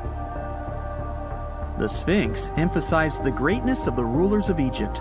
It also performed a symbolic function of a watchdog guarding the tomb of the pharaoh and the paths leading to it. This version sounds realistic, since archaeologists have discovered many secret entrances at the foot of the Sphinx. Perhaps these rooms and intricate tunnels lead to underground halls with treasures. And treasures don't always mean gold and jewelry. According to legends and theories, the Sphinx guards the Hall of Records, the storage of all humankind's knowledge. The information about the ancient mythical state of Atlantis could be there. You can find many detailed maps of the internal dungeons of the Sphinx on the internet. They show structures 12 stories deep under the statue. It looks like a small city filled with gold, scrolls of knowledge, and various ancient artifacts. But don't believe all these maps. These are just theories. Several thousand years have passed, but people have very little information about it. Archaeologists know that there are still many strange and exciting things about the Sphinx that are still undiscovered. Some locals are afraid to research because they believe they can awaken something terrible from the underground depths. Therefore, it's mostly scientists from other countries who conduct the excavations. In 1998, scientists discovered strange tunnels leading to empty rooms under the Sphinx. They realized that some people tried to get there through tunnels in the past, and maybe those people took all the treasures that were there. One of the legends says that some powerful artifact lays beneath the Sphinx. Its technology can change the whole world, but the locals are hiding it because it can damage the planet. Some believe that you can find evidence of unknown technologies painted on the granite walls in the pharaohs' tombs. But most likely, these paintings and signs tell us the myths and legends of ancient Egypt. But what if Egyptian symbols and drawings are detailed instructions for using ancient technologies? What if the locals that lived at that time thought, people in the future won't be able to get energy themselves. Let's leave some detailed instructions for them. Anyway, there are many riddles and theories. In reality, the search for answers is a dangerous undertaking, since it's not easy to get into the underground halls. Excavations can ruin the structure of the entire Sphinx. Any person inside the tunnels may get lost and never be able to find their way back. Besides, it costs a lot of money. Now, what would be awesome is if people could invent some device that could scan underground areas and show their detailed models. No man shall ever find my tomb. That's what, according to rumors, Cleopatra once said. Rumor has it really wasn't about the gender. She wanted no living soul to disturb her, and I think she meant that no human would ever discover the location of her grave. But, surprisingly, it was indeed a woman who was closer than anyone before to finally discovering the Queen's resting place. Meet Kathleen Martinez Berry, a criminal lawyer turned archaeologist. She got so intrigued with Cleopatra's story that she packed her bags and went to Egypt with no official support and even no permission from the authorities. All she had was pure determination to find the Queen's tomb. Now, you could say Kathleen had always been ahead of the game. She skipped grades in school, mastered piano, chess, swimming, and martial arts, and grew up listening to top intellectuals debating in her home. And she even got her law degree at just 19, and archaeology was her side passion. She had never actually been to Egypt, never dug up a single artifact.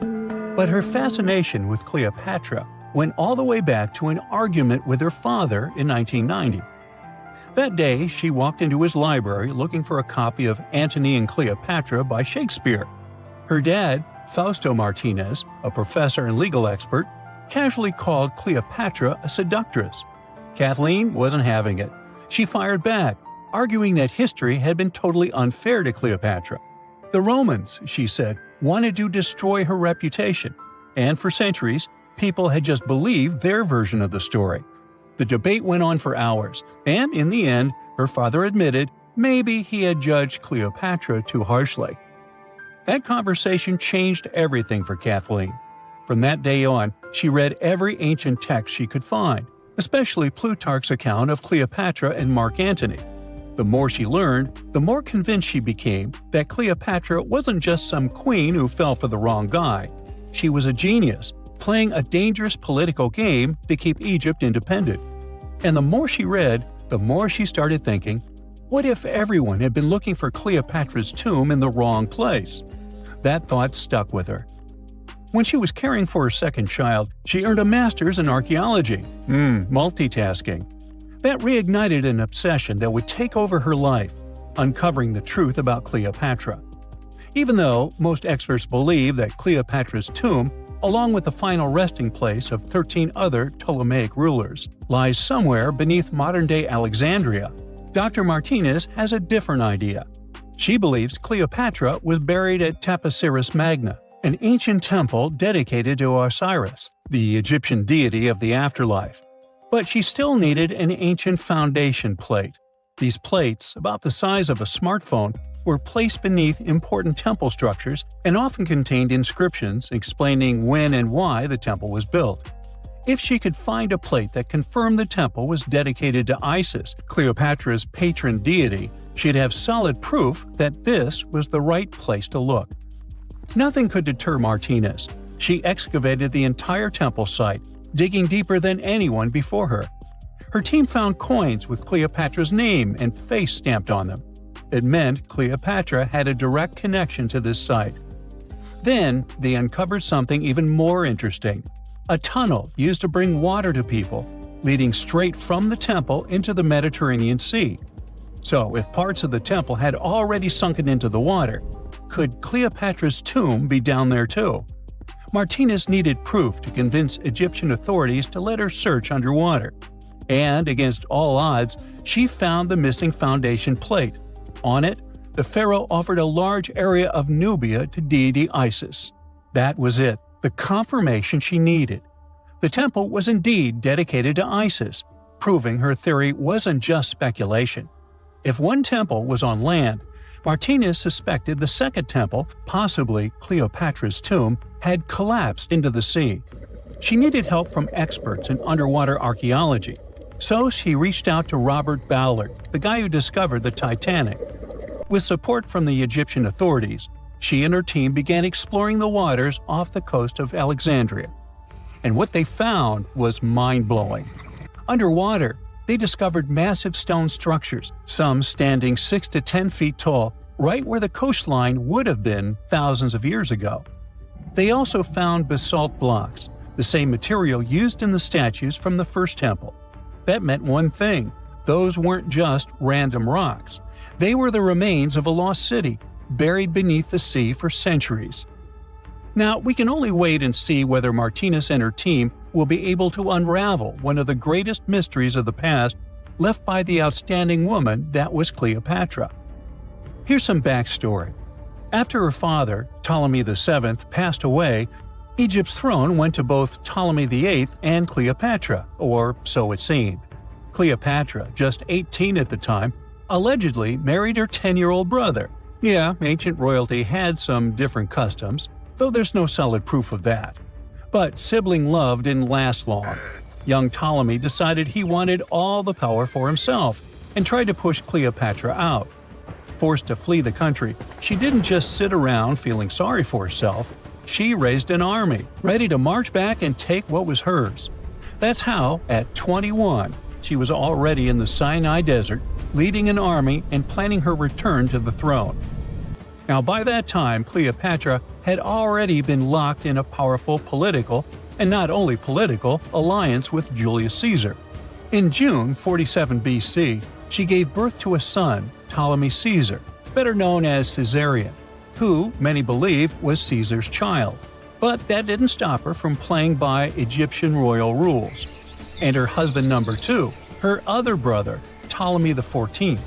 Yep, despite her ongoing affair with Caesar, Cleopatra married yet another sibling, because, in her world, keeping the throne in the family was the name of the game. Now, marriage aside, Cleopatra's bond with Caesar stayed strong. She even traveled to Rome with Ptolemy XIV for a state visit. But instead of playing the role of a dutiful queen, she stayed in Caesar's private villa by the Tiber River. But after Julius Caesar lost his life in 44 BCE on the Ides of March, Cleopatra's political standing became shaky. To make matters worse, her brother-husband Ptolemy XIV passed away soon after, and some suspect Cleopatra had a hand in it, leaving her as the sole ruler of Egypt. Meanwhile, back in Rome, Mark Antony was rising to power as Caesar's presumed successor. Wanting to size up the Queen of Egypt, he summoned Cleopatra, and she did not disappoint. Sailing into town on the lavish barge, dressed as a deity, Cleopatra made quite an entrance. Antony was instantly mesmerized, so much so that he left his third wife back in Rome and followed Cleopatra to Alexandria, where their relationship turned into a full-blown royal affair. The two had 3 children together. Together, they waged war against Caesar's adopted son, Octavian, in a battle for control of the Roman Empire. The last time the queen was seen, she was in her mausoleum, dressed in full royal splendor, diadem on her head, lying on what Plutarch called a golden couch. When Antony and Cleopatra lost at Actium, Octavian's forces marched into Alexandria.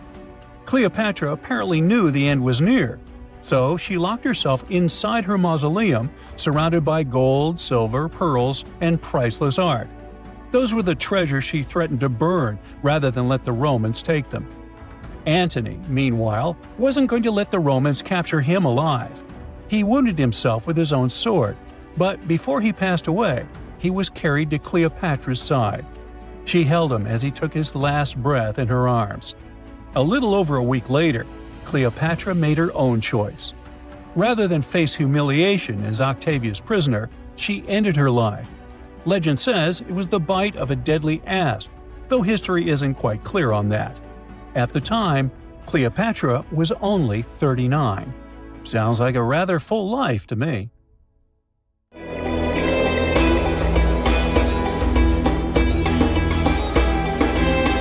The Great Pyramid was created as the final resting place of ancient Egyptian monarch Khufu.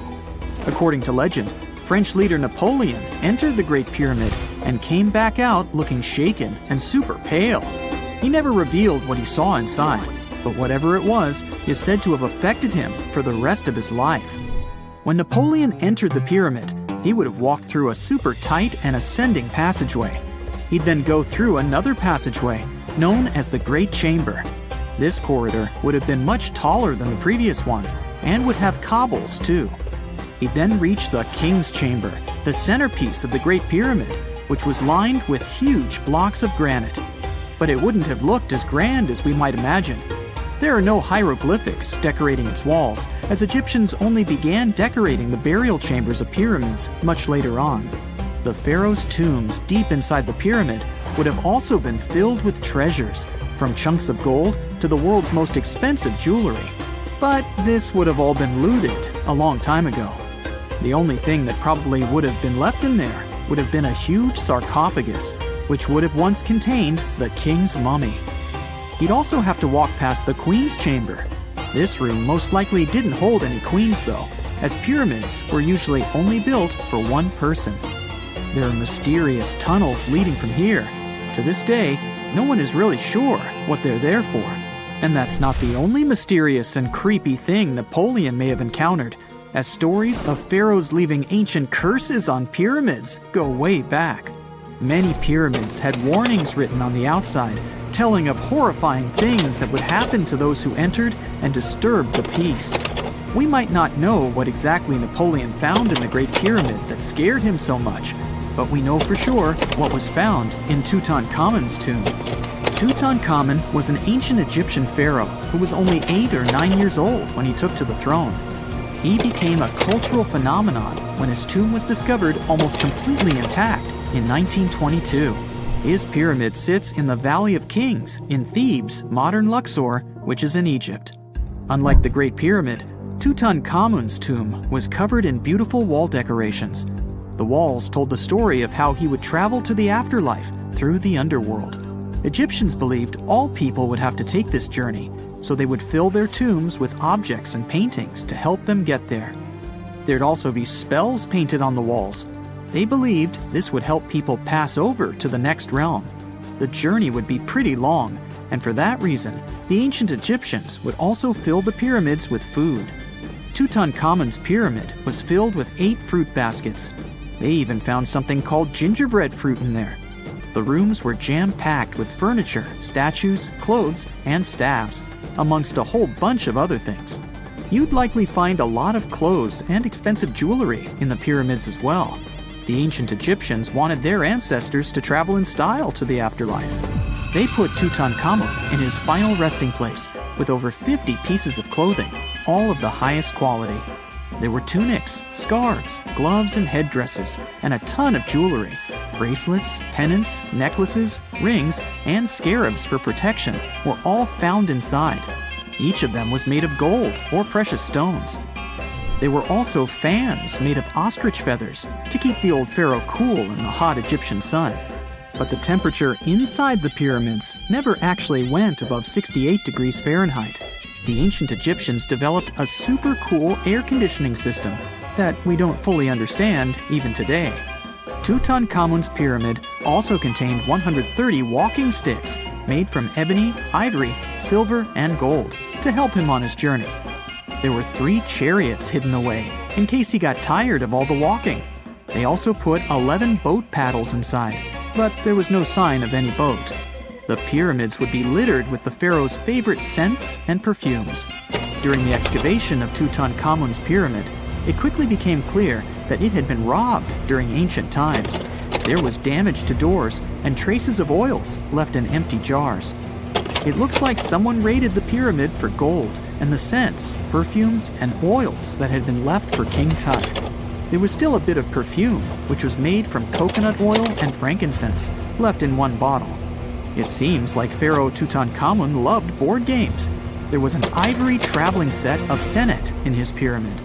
Although we don't know for sure exactly how to play it, we have figured out it was sort of an ancient Egyptian version of backgammon. It looks like it was a 2-player game where the goal was to knock your opponent off the board. Not really sure who Tutankhamun's mummy was supposed to play with, though. The ancient Egyptians had some rituals that may seem pretty strange to us. For example, they used to shave their eyebrows off if they ever lost a cat. So it's not too surprising they put some really weird things inside pyramids. Archaeologists discovered a collection of mummified cats and scarab beetles in pyramids that date back more than 4,000 years. They were found in the pyramids of Saqqara, which is south of Cairo. They also found a bunch of makeup kits and mirrors inside.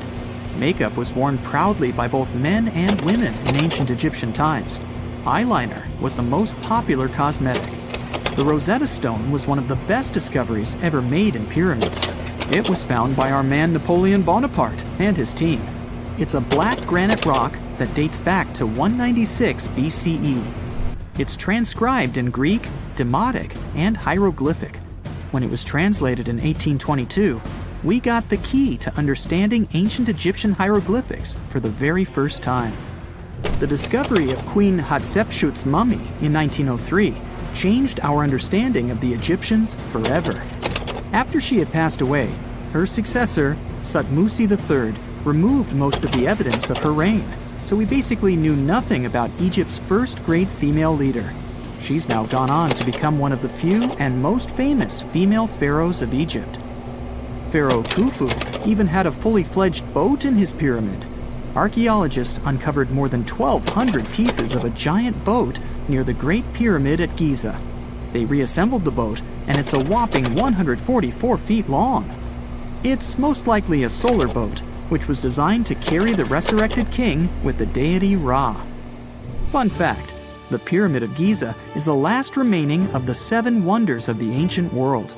The other 6 are the Hanging Gardens, the Colossus, the Temple of Artemis, the Mausoleum, the Lighthouse, and the Statue of Zeus.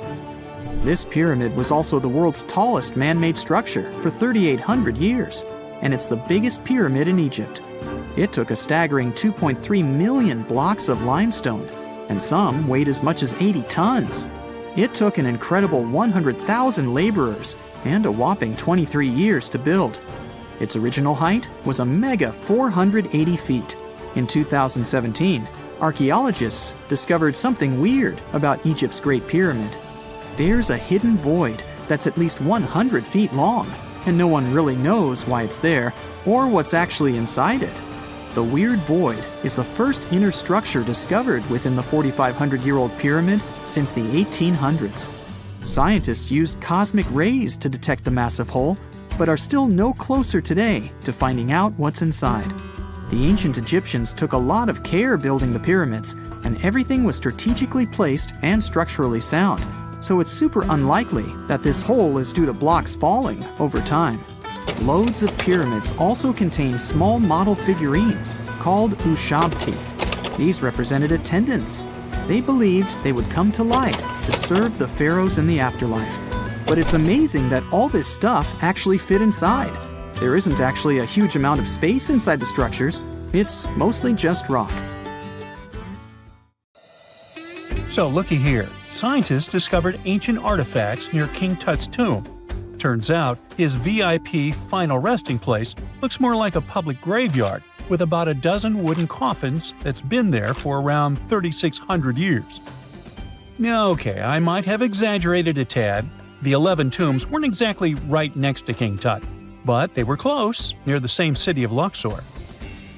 New findings in Egyptian tombs can help us piece together what life was like in ancient Egypt. And guess what? Ancient Egyptians seem to have been remarkably like us, modern humans. Say, the women have always loved jewelry, and archaeologists retrieved a beautifully made necklace with 30 amethyst beads and 2 agate beads, plus a hippo head amulet. Bet it was all the rage back then. Researchers also discovered 2 copper mirrors. One had a handle shaped like a lotus, and the other was decorated with Hathor, the ancient Egyptian deity of the sky, women, fertility, and love. These recent excavations near Tutankhamun's burial site led to another jaw-dropping revelation. For the first time in thousands of years, fragments of Queen Hatshepsut's Valley Temple were uncovered.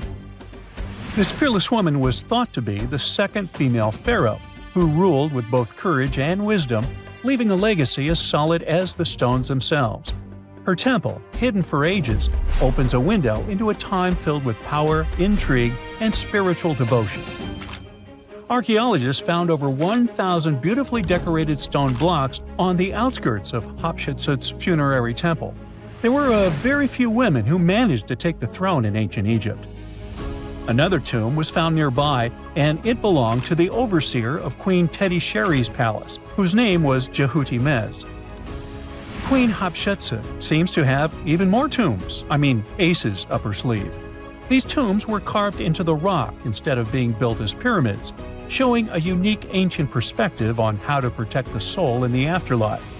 Experts managed to retrieve some cool ancient pieces from the site. Toys made of clay, mummy masks, winged scarabs, and some amulets. Sadly, there surely used to be way more artifacts, but over the last centuries, there have been people other than archaeologists to stumble upon this site. It's likely that looters got to these tombs before them and may have taken some valuable items. But they did leave behind some cool stuff for the researchers, like pottery used for offerings of bread and meat, along with archers' bows that connect the tomb's owners to the Egyptian military. Meanwhile, soul protection is way more important than you might think, especially if you're roaming around Luxor looking for ancient secrets. You aren't scared of King Tut's curse, are you? Let me tell you what happened to those who weren't scared, but promise me to take it with a dash of salt, okay? For years, Egyptologists, especially those who believed in paranormal activity, were convinced that there was an unsettling curse surrounding Tutankhamun's archaeological discoveries. This belief stemmed from the mysterious and untimely demise of several excavators who discovered the tomb in 1922 with no logical explanation for why they passed away. It was just easier to chalk it up to something supernatural and avoid the whole mess. But it turns out it wasn't a curse at all. It was likely the radiation that caused those excavators to perish. Now, you might wonder where the radiation came from. After all, while radioactivity was discovered in the 19th century, ancient Egyptians, despite their impressive pyramids, didn't have any radium lying around to make Tut's tomb glow like crazy. So, what could be the real story? It might have been toxic waste behind it all. Toxic levels of radiation from uranium and hazardous waste have been lurking inside the tomb since it was sealed over 3,000 years ago. The burial chamber of Tutankhamun's tomb reportedly has such high radiation levels that anyone who steps inside could easily end up with a fatal dose of radiation sickness or an incurable condition.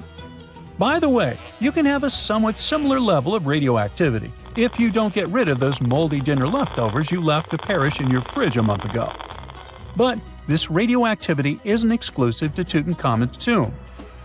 Ancient Egyptian artifacts discovery is rewarding yet dangerous due to unusually high radiation levels in Old Kingdom tombs all over Egypt. Geiger counters have detected radiation at 2 sites near the Giza pyramids, and radon, a radioactive gas, has been found in several underground tombs in Saqqara. Interestingly, experts believe that the builders of these ancient tombs were aware of the toxins, as some eerie warnings were carved into the walls of many tombs. One inscription ominously declared, "They that break this tomb shall meet their end by a malady that no doctor can diagnose." Other ominous phrases like "forbidden," "due to evil spirits," only added to the fear that supernatural curses haunted these ancient sites. Ominous signs have stunned archaeologists since forever, but the fear grew even stronger a century ago with the mysterious passing of Lord Carnarvon, who funded King Tut's excavation in 1922 and reportedly explored the treasure-filled rooms, along with several others who entered the tomb. Arthur Weigall, another British Egyptologist who was present at the tomb's opening and is credited with starting the curse myth, passed away young when he was just in his 50s in 1934. Chances are the condition that made him pass was connected to radiation. In total, 6 out of the 26 people who were there when the tomb was opened met their end within a decade from various causes. Not only X-ray exposure, those reasons include asphyxia, stroke, heart failure, pneumonia, and even poisoning. Well, isn't this getting a little grim? There was one guy who opened the tomb and somehow managed to avoid the infamous curse, Howard Carter, or so it seemed. Some folks pointed to his survival as proof that the curse wasn't real. After digging up the tomb, Carter published several books on the topic and shifted gears from archaeology to dealing in antiquities for various museums. Despite dodging demise or injury, rumors swirled about how the curse may have impacted him in other ways. One of the big stories linked him to Lord Carnarvon's daughter, Evelyn. Some said he was madly in love with her, but she married someone else, so he chose to stay single. Others claimed they had an affair while she was in Egypt, which ended when her father passed away and she left the country for good. However, there wasn't much evidence to support these stories. Evelyn was just 6 when they met, and they remained friends until his last breath. She was even one of the few attendees at his funeral, but denied any romantic involvement, saying they weren't that close. A year after the revolutionary discovery near King Tut's tomb, Evelyn married politician Sir Brograve Beauchamp and had a daughter. That same year, Beauchamp toured the tomb with his parents, guided by Carter himself. Carter never married and, aside from those posthumous rumors about Evelyn, had no other romantic connections. While the curse adds an intriguing twist to his life story, his tendency to keep relationships at arm's length was evident long before the tomb was opened. It seemed Carter just wasn't a people person. In 1939, after battling a serious illness, he ultimately succumbed to fate. He was 64, which was a pretty common life expectancy in the UK back then, so no one really thought it was off and linked it to an ancient curse. When he passed, it turned out he had several artifacts from Tutankhamun's tomb in his London apartment, which were eventually sent back to Egypt, marking what some viewed as the curse's end. Who knows? Maybe if he hadn't had all those ancient souvenirs at his place, he would have lived way longer. But all the other demises might seem off. The curse theory was likely fueled by some strange events during the excavation. Carnarvon got a mosquito bite that became severely infected, and around the time they opened the tomb, Cairo experienced a bizarre power outage in a freak sandstorm. Back in England, the Earl's dog, Susie, managed to escape from Carnarvon's house and began barking frantically at seemingly nothing. At least that's what the staff and family saw. Strangely enough, at the very moment her owner's heart stopped, Susie started howling and fell down without showing any signs of life. Maybe radiation didn't play a crucial role after all, and those were indeed ancient artifacts from King Tut's tomb that made them all perish. Spooky, huh? We all know some iconic symbols. The Statue of Liberty screams USA.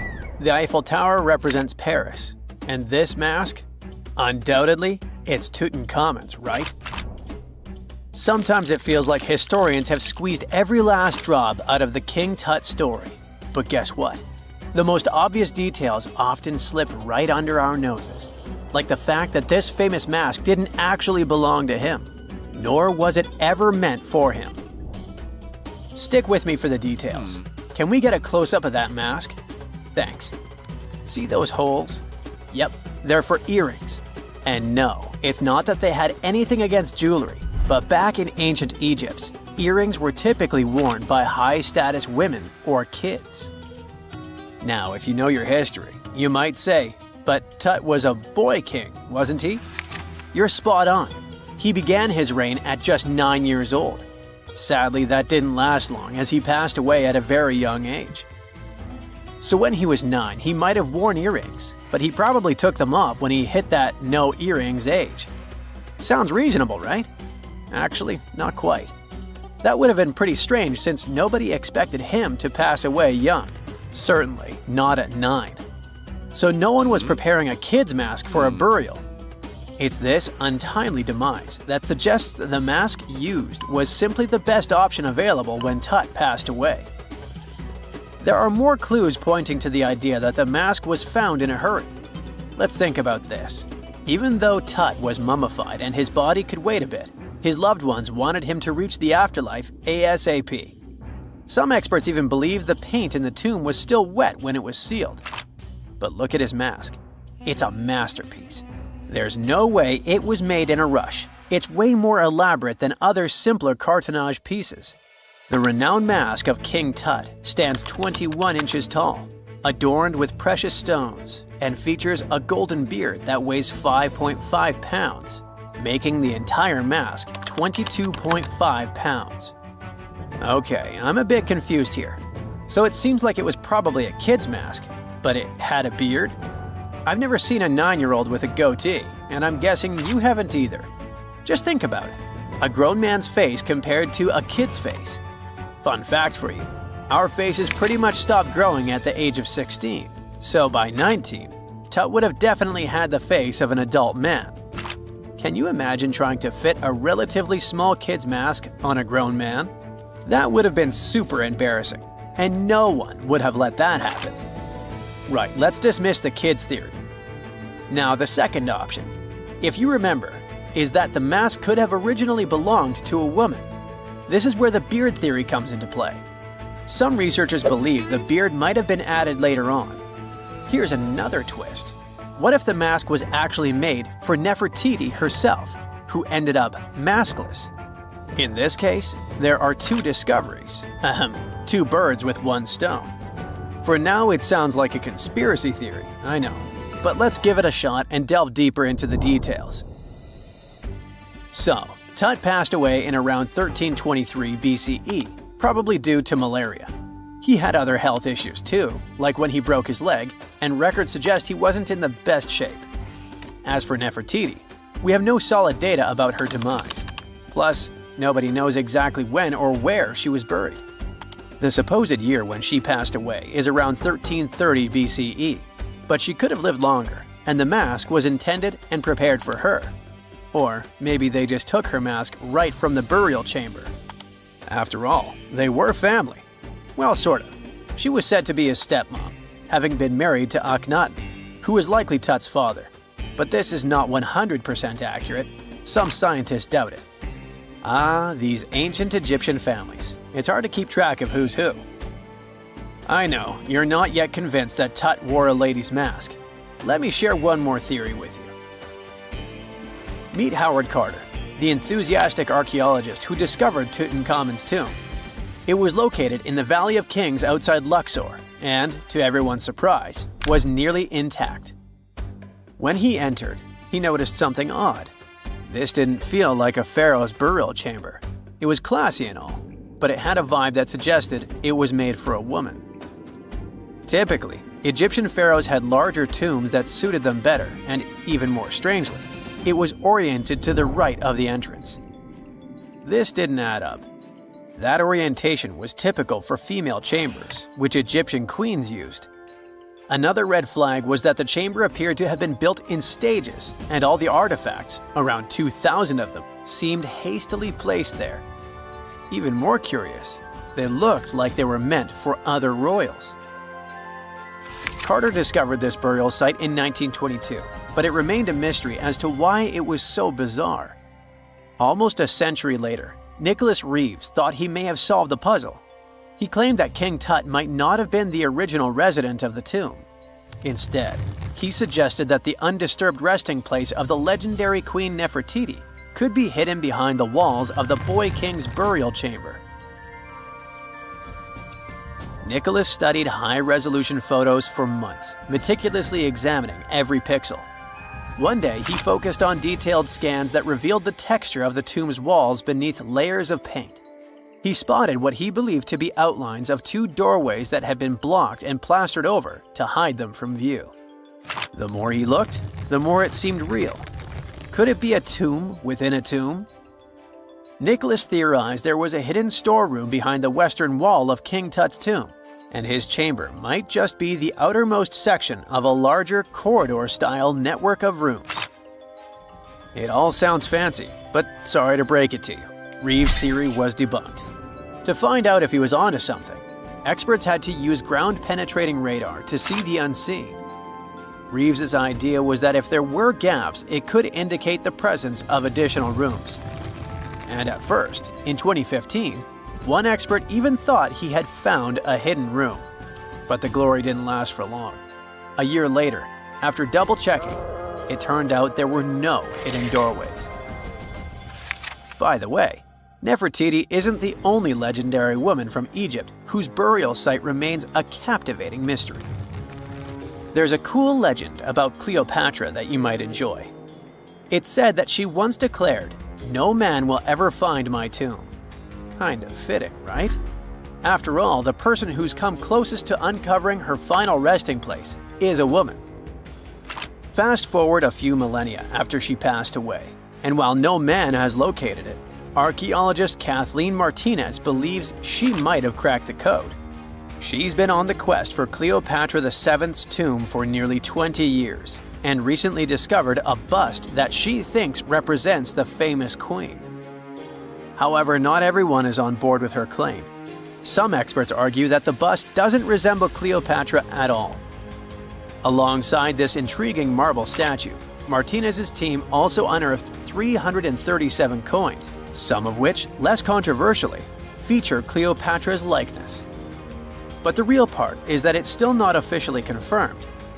There's no doubt about the existence of the small bust. It's carved from white marble, fits in one hand, and shows a woman wearing a royal crown, according to a translated statement from the Egyptian Ministry of Tourism and Antiquities. The big question, though, is who it actually depicts.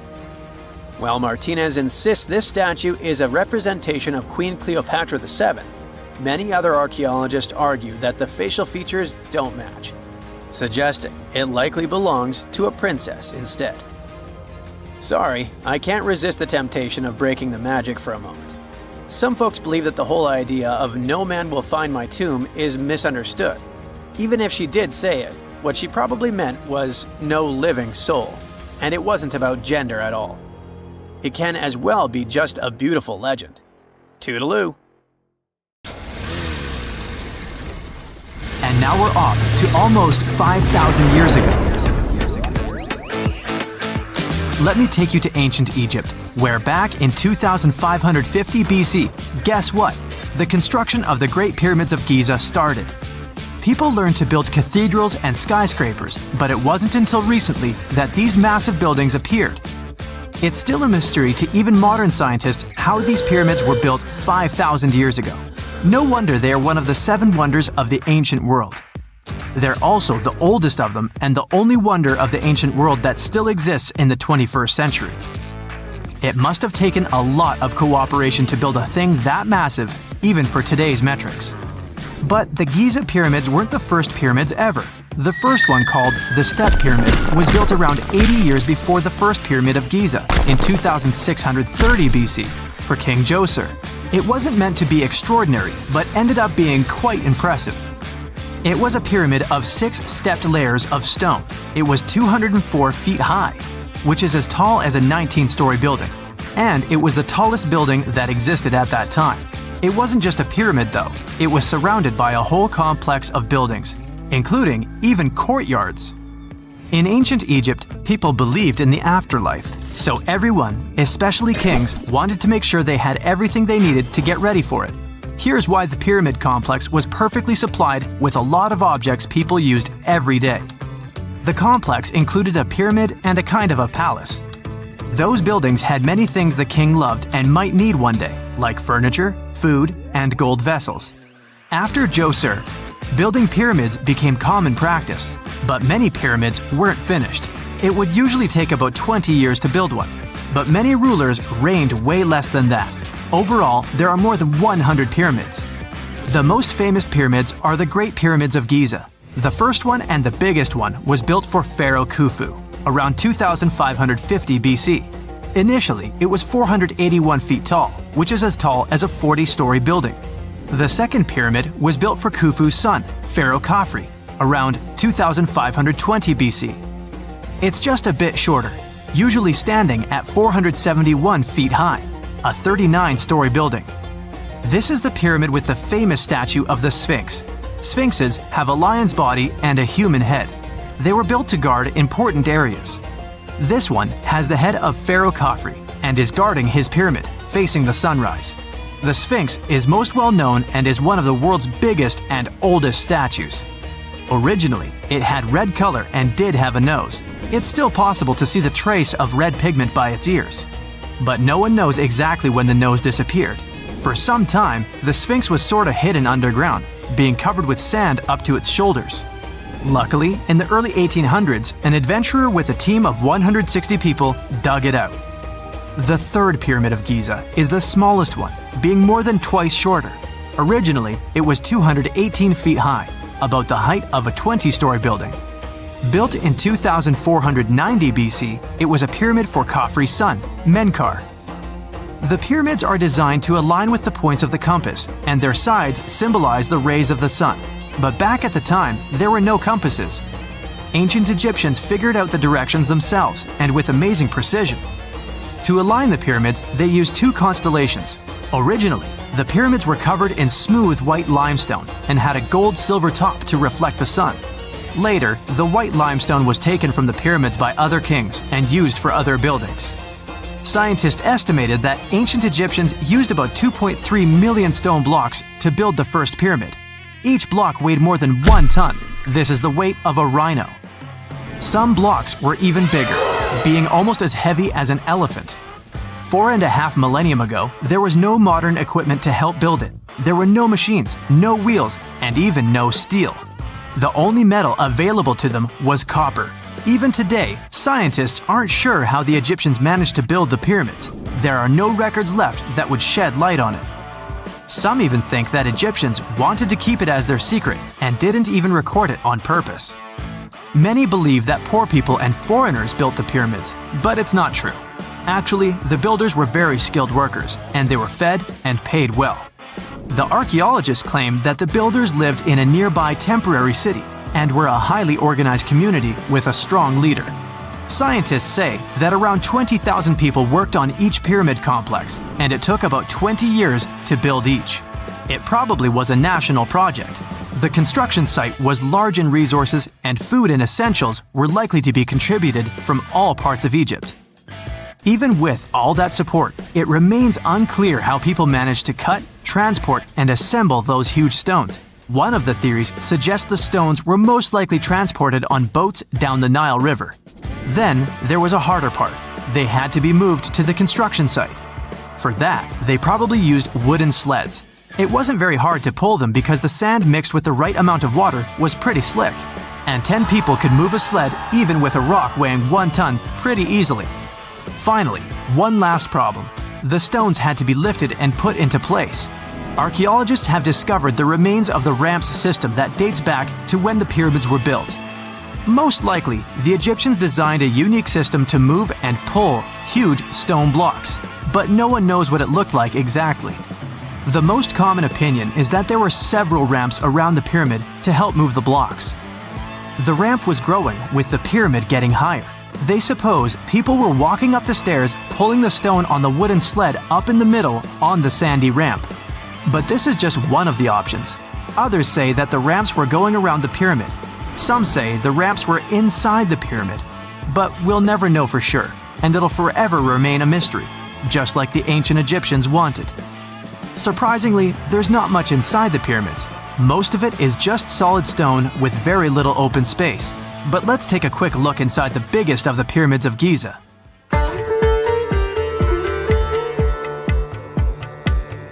From the entrance, there are 2 stairs, one going down and the other one going up. The descending one takes you to a chamber located underground. That's where the pharaohs are, but not in this pyramid because Khufu wanted to stay higher. The underground room is partly unfinished. The room with Khufu's sarcophagus is called the King's Chamber. It's upstairs and then through the tall and long Grand Gallery. Below the King's Chamber, there's a room called the Queen's Chamber. There are no queens though, and no one is sure why the room is called this. Unfortunately, none of these have any hieroglyphs on the wall. They're just bare. If you want to see them, you should go to the other rooms that are decorated. Those pieces of art are depictions of ancient Egypt's culture and daily life. The texts allow researchers to study their language and grammar. Sadly, the treasures that once were here in the pyramid are long stolen. From that room, there are several tunnels for an unknown purpose. There are many tunnels and passages inside the pyramids. There are many chambers and shafts and secret ways. Scientists have been sending little robots with cameras there for some decades already. And the robots did discover another chamber a bit upstairs with hieroglyphs on the walls. But even today, much of the pyramids is still unknown, and there's no so-called building plan of the pyramids.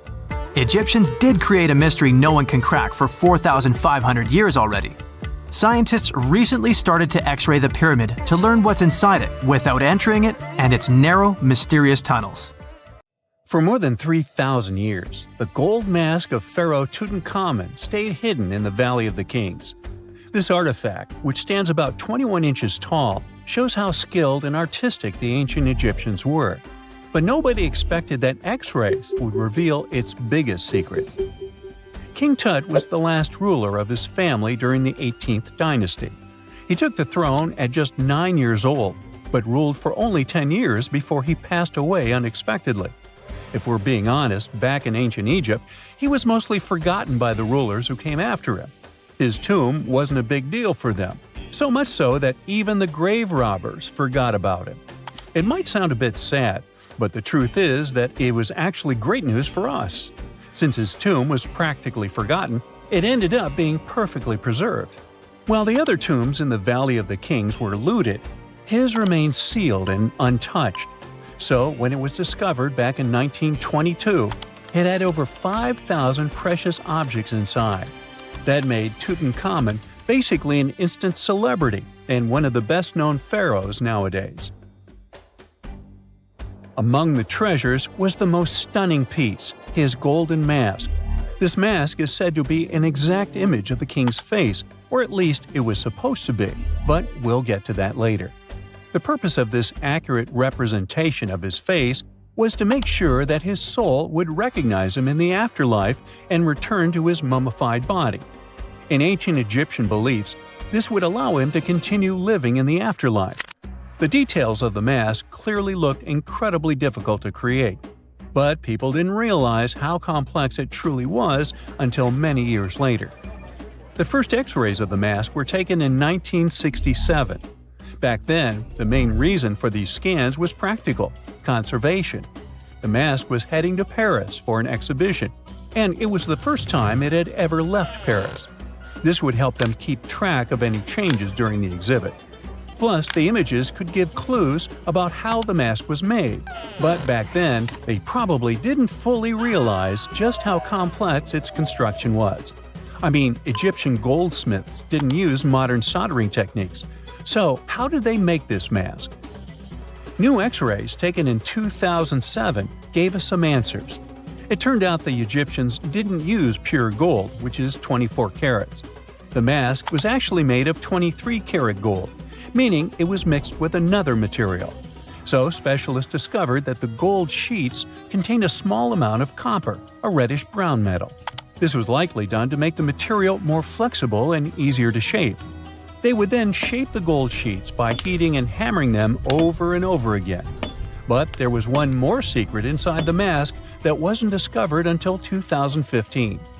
The year before, the staff at Cairo's Egyptian Museum were working on the mask display when the long beard of the mask accidentally got knocked off. Another theory is that the beard had become loose over time and just fell off. Either way, the fact that King Tut's beard came off caused a lot of stress. After all, we're talking about one of Cairo's biggest tourist attractions, so the experts had to fix the problem quickly. The restoration process started with a detailed recording of the mask's condition. To do this, they had to take a full three-dimensional scan of the artifact, and, by accident, they found something very interesting in the mask. Inside the royal beard, there is a gold tube, an intriguing structure that the Egyptians likely used to attach the beard to the rest of the mask. And that proved, once again, that the process of making this mask was even more complex than experts thought. But the mysteries don't stop there. Remember how we mentioned that the mask was thought to perfectly represent King Tutankhamun's face? Well, that might not be entirely true. Some popular theories suggest the mask was never meant for him and was actually made for someone else. A study published in 2015 suggested the mask was originally made for a female pharaoh, his supposed stepmother, the famous and beautiful Egyptian queen Nefertiti. The biggest clue comes from an inscription on the mask. At first glance, it seemed to belong to Tutankhamun, but after a close examination, researchers noted that something else was actually written underneath King Tut's name. The royal name stamp seems to have been altered, and originally it had something written on it that translates to Queen Nefertiti. There is another feature of King Tut's golden mask that was overlooked for years, which adds even more mystery. As we mentioned earlier, experts believe he wasn't respected much by the pharaohs who came after him, and one of the clues that made archaeologists think this is the pierced ears on the mask. Some researchers believe that King Tutankhamun wouldn't have worn earrings after he was a kid. So, according to their theory, by the time he passed away at 18, he shouldn't have been represented with pierced ears. This could also support the idea that the mask originally belonged to Nefertiti, or maybe to someone who wasn't even connected to King Tut. But the mask isn't the only source of mystery. In fact, his whole tomb is full of puzzles. Recently, historians found a sign that the place where King Tut was supposed to be buried was changed at the last minute. For years, experts wonder why a pharaoh who ruled for 9 years ended up in such a simple tomb. When compared to the grandeur of other pharaohs' tombs, his tomb seemed, well, a bit plain. The idea that a king like Tutankhamun would have such an unremarkable resting place just doesn't match up with the power and importance he must have had in ancient Egypt. So, what happened? Well, apparently, this might have something to do with his successor, Pharaoh I. After King Tutankhamun passed away, researchers believe that I made sure to erase him from Egypt's history. So, one theory suggests that he was probably behind the quick decision to place King Tut's body in a smaller, less impressive tomb. When experts looked at I's own tomb, they found something interesting. There is a large wall covered in painted baboons. This is the same type of artwork found in Tutankhamun's tomb. It seems like the same person might have chosen the artwork for both tombs. Now, the design and decoration of the two tombs are almost identical, suggesting there was a shared hand behind both. But there is one key difference. I's tomb is fit for a king. It's much bigger and more impressive, even though the style and artwork are similar to what you see in Tutankhamun's tomb. So the theory suggests that I decided what went into both tombs. Since Tut passed away unexpectedly at a young age, his grand tomb wasn't finished in time. Normally, pharaohs start building their tombs while they're still alive to make sure everything is perfect. But Tut passed away when he was just 18, so there wasn't enough time. I may have taken advantage of the situation, ordering a smaller tomb for Tut and keeping a larger one for himself. Experts believe this theory explains why Tutankhamun's tomb is so simple and how I managed to wipe his memory from history so easily. But in the end, the story of King Tut's mask and tomb is full of mystery and intrigue. Each new discovery sheds more light on what really happened all those years ago. But one thing is for sure, the secrets of ancient Egypt still have much to reveal, and King Tutankhamun will continue to fascinate people for years to come.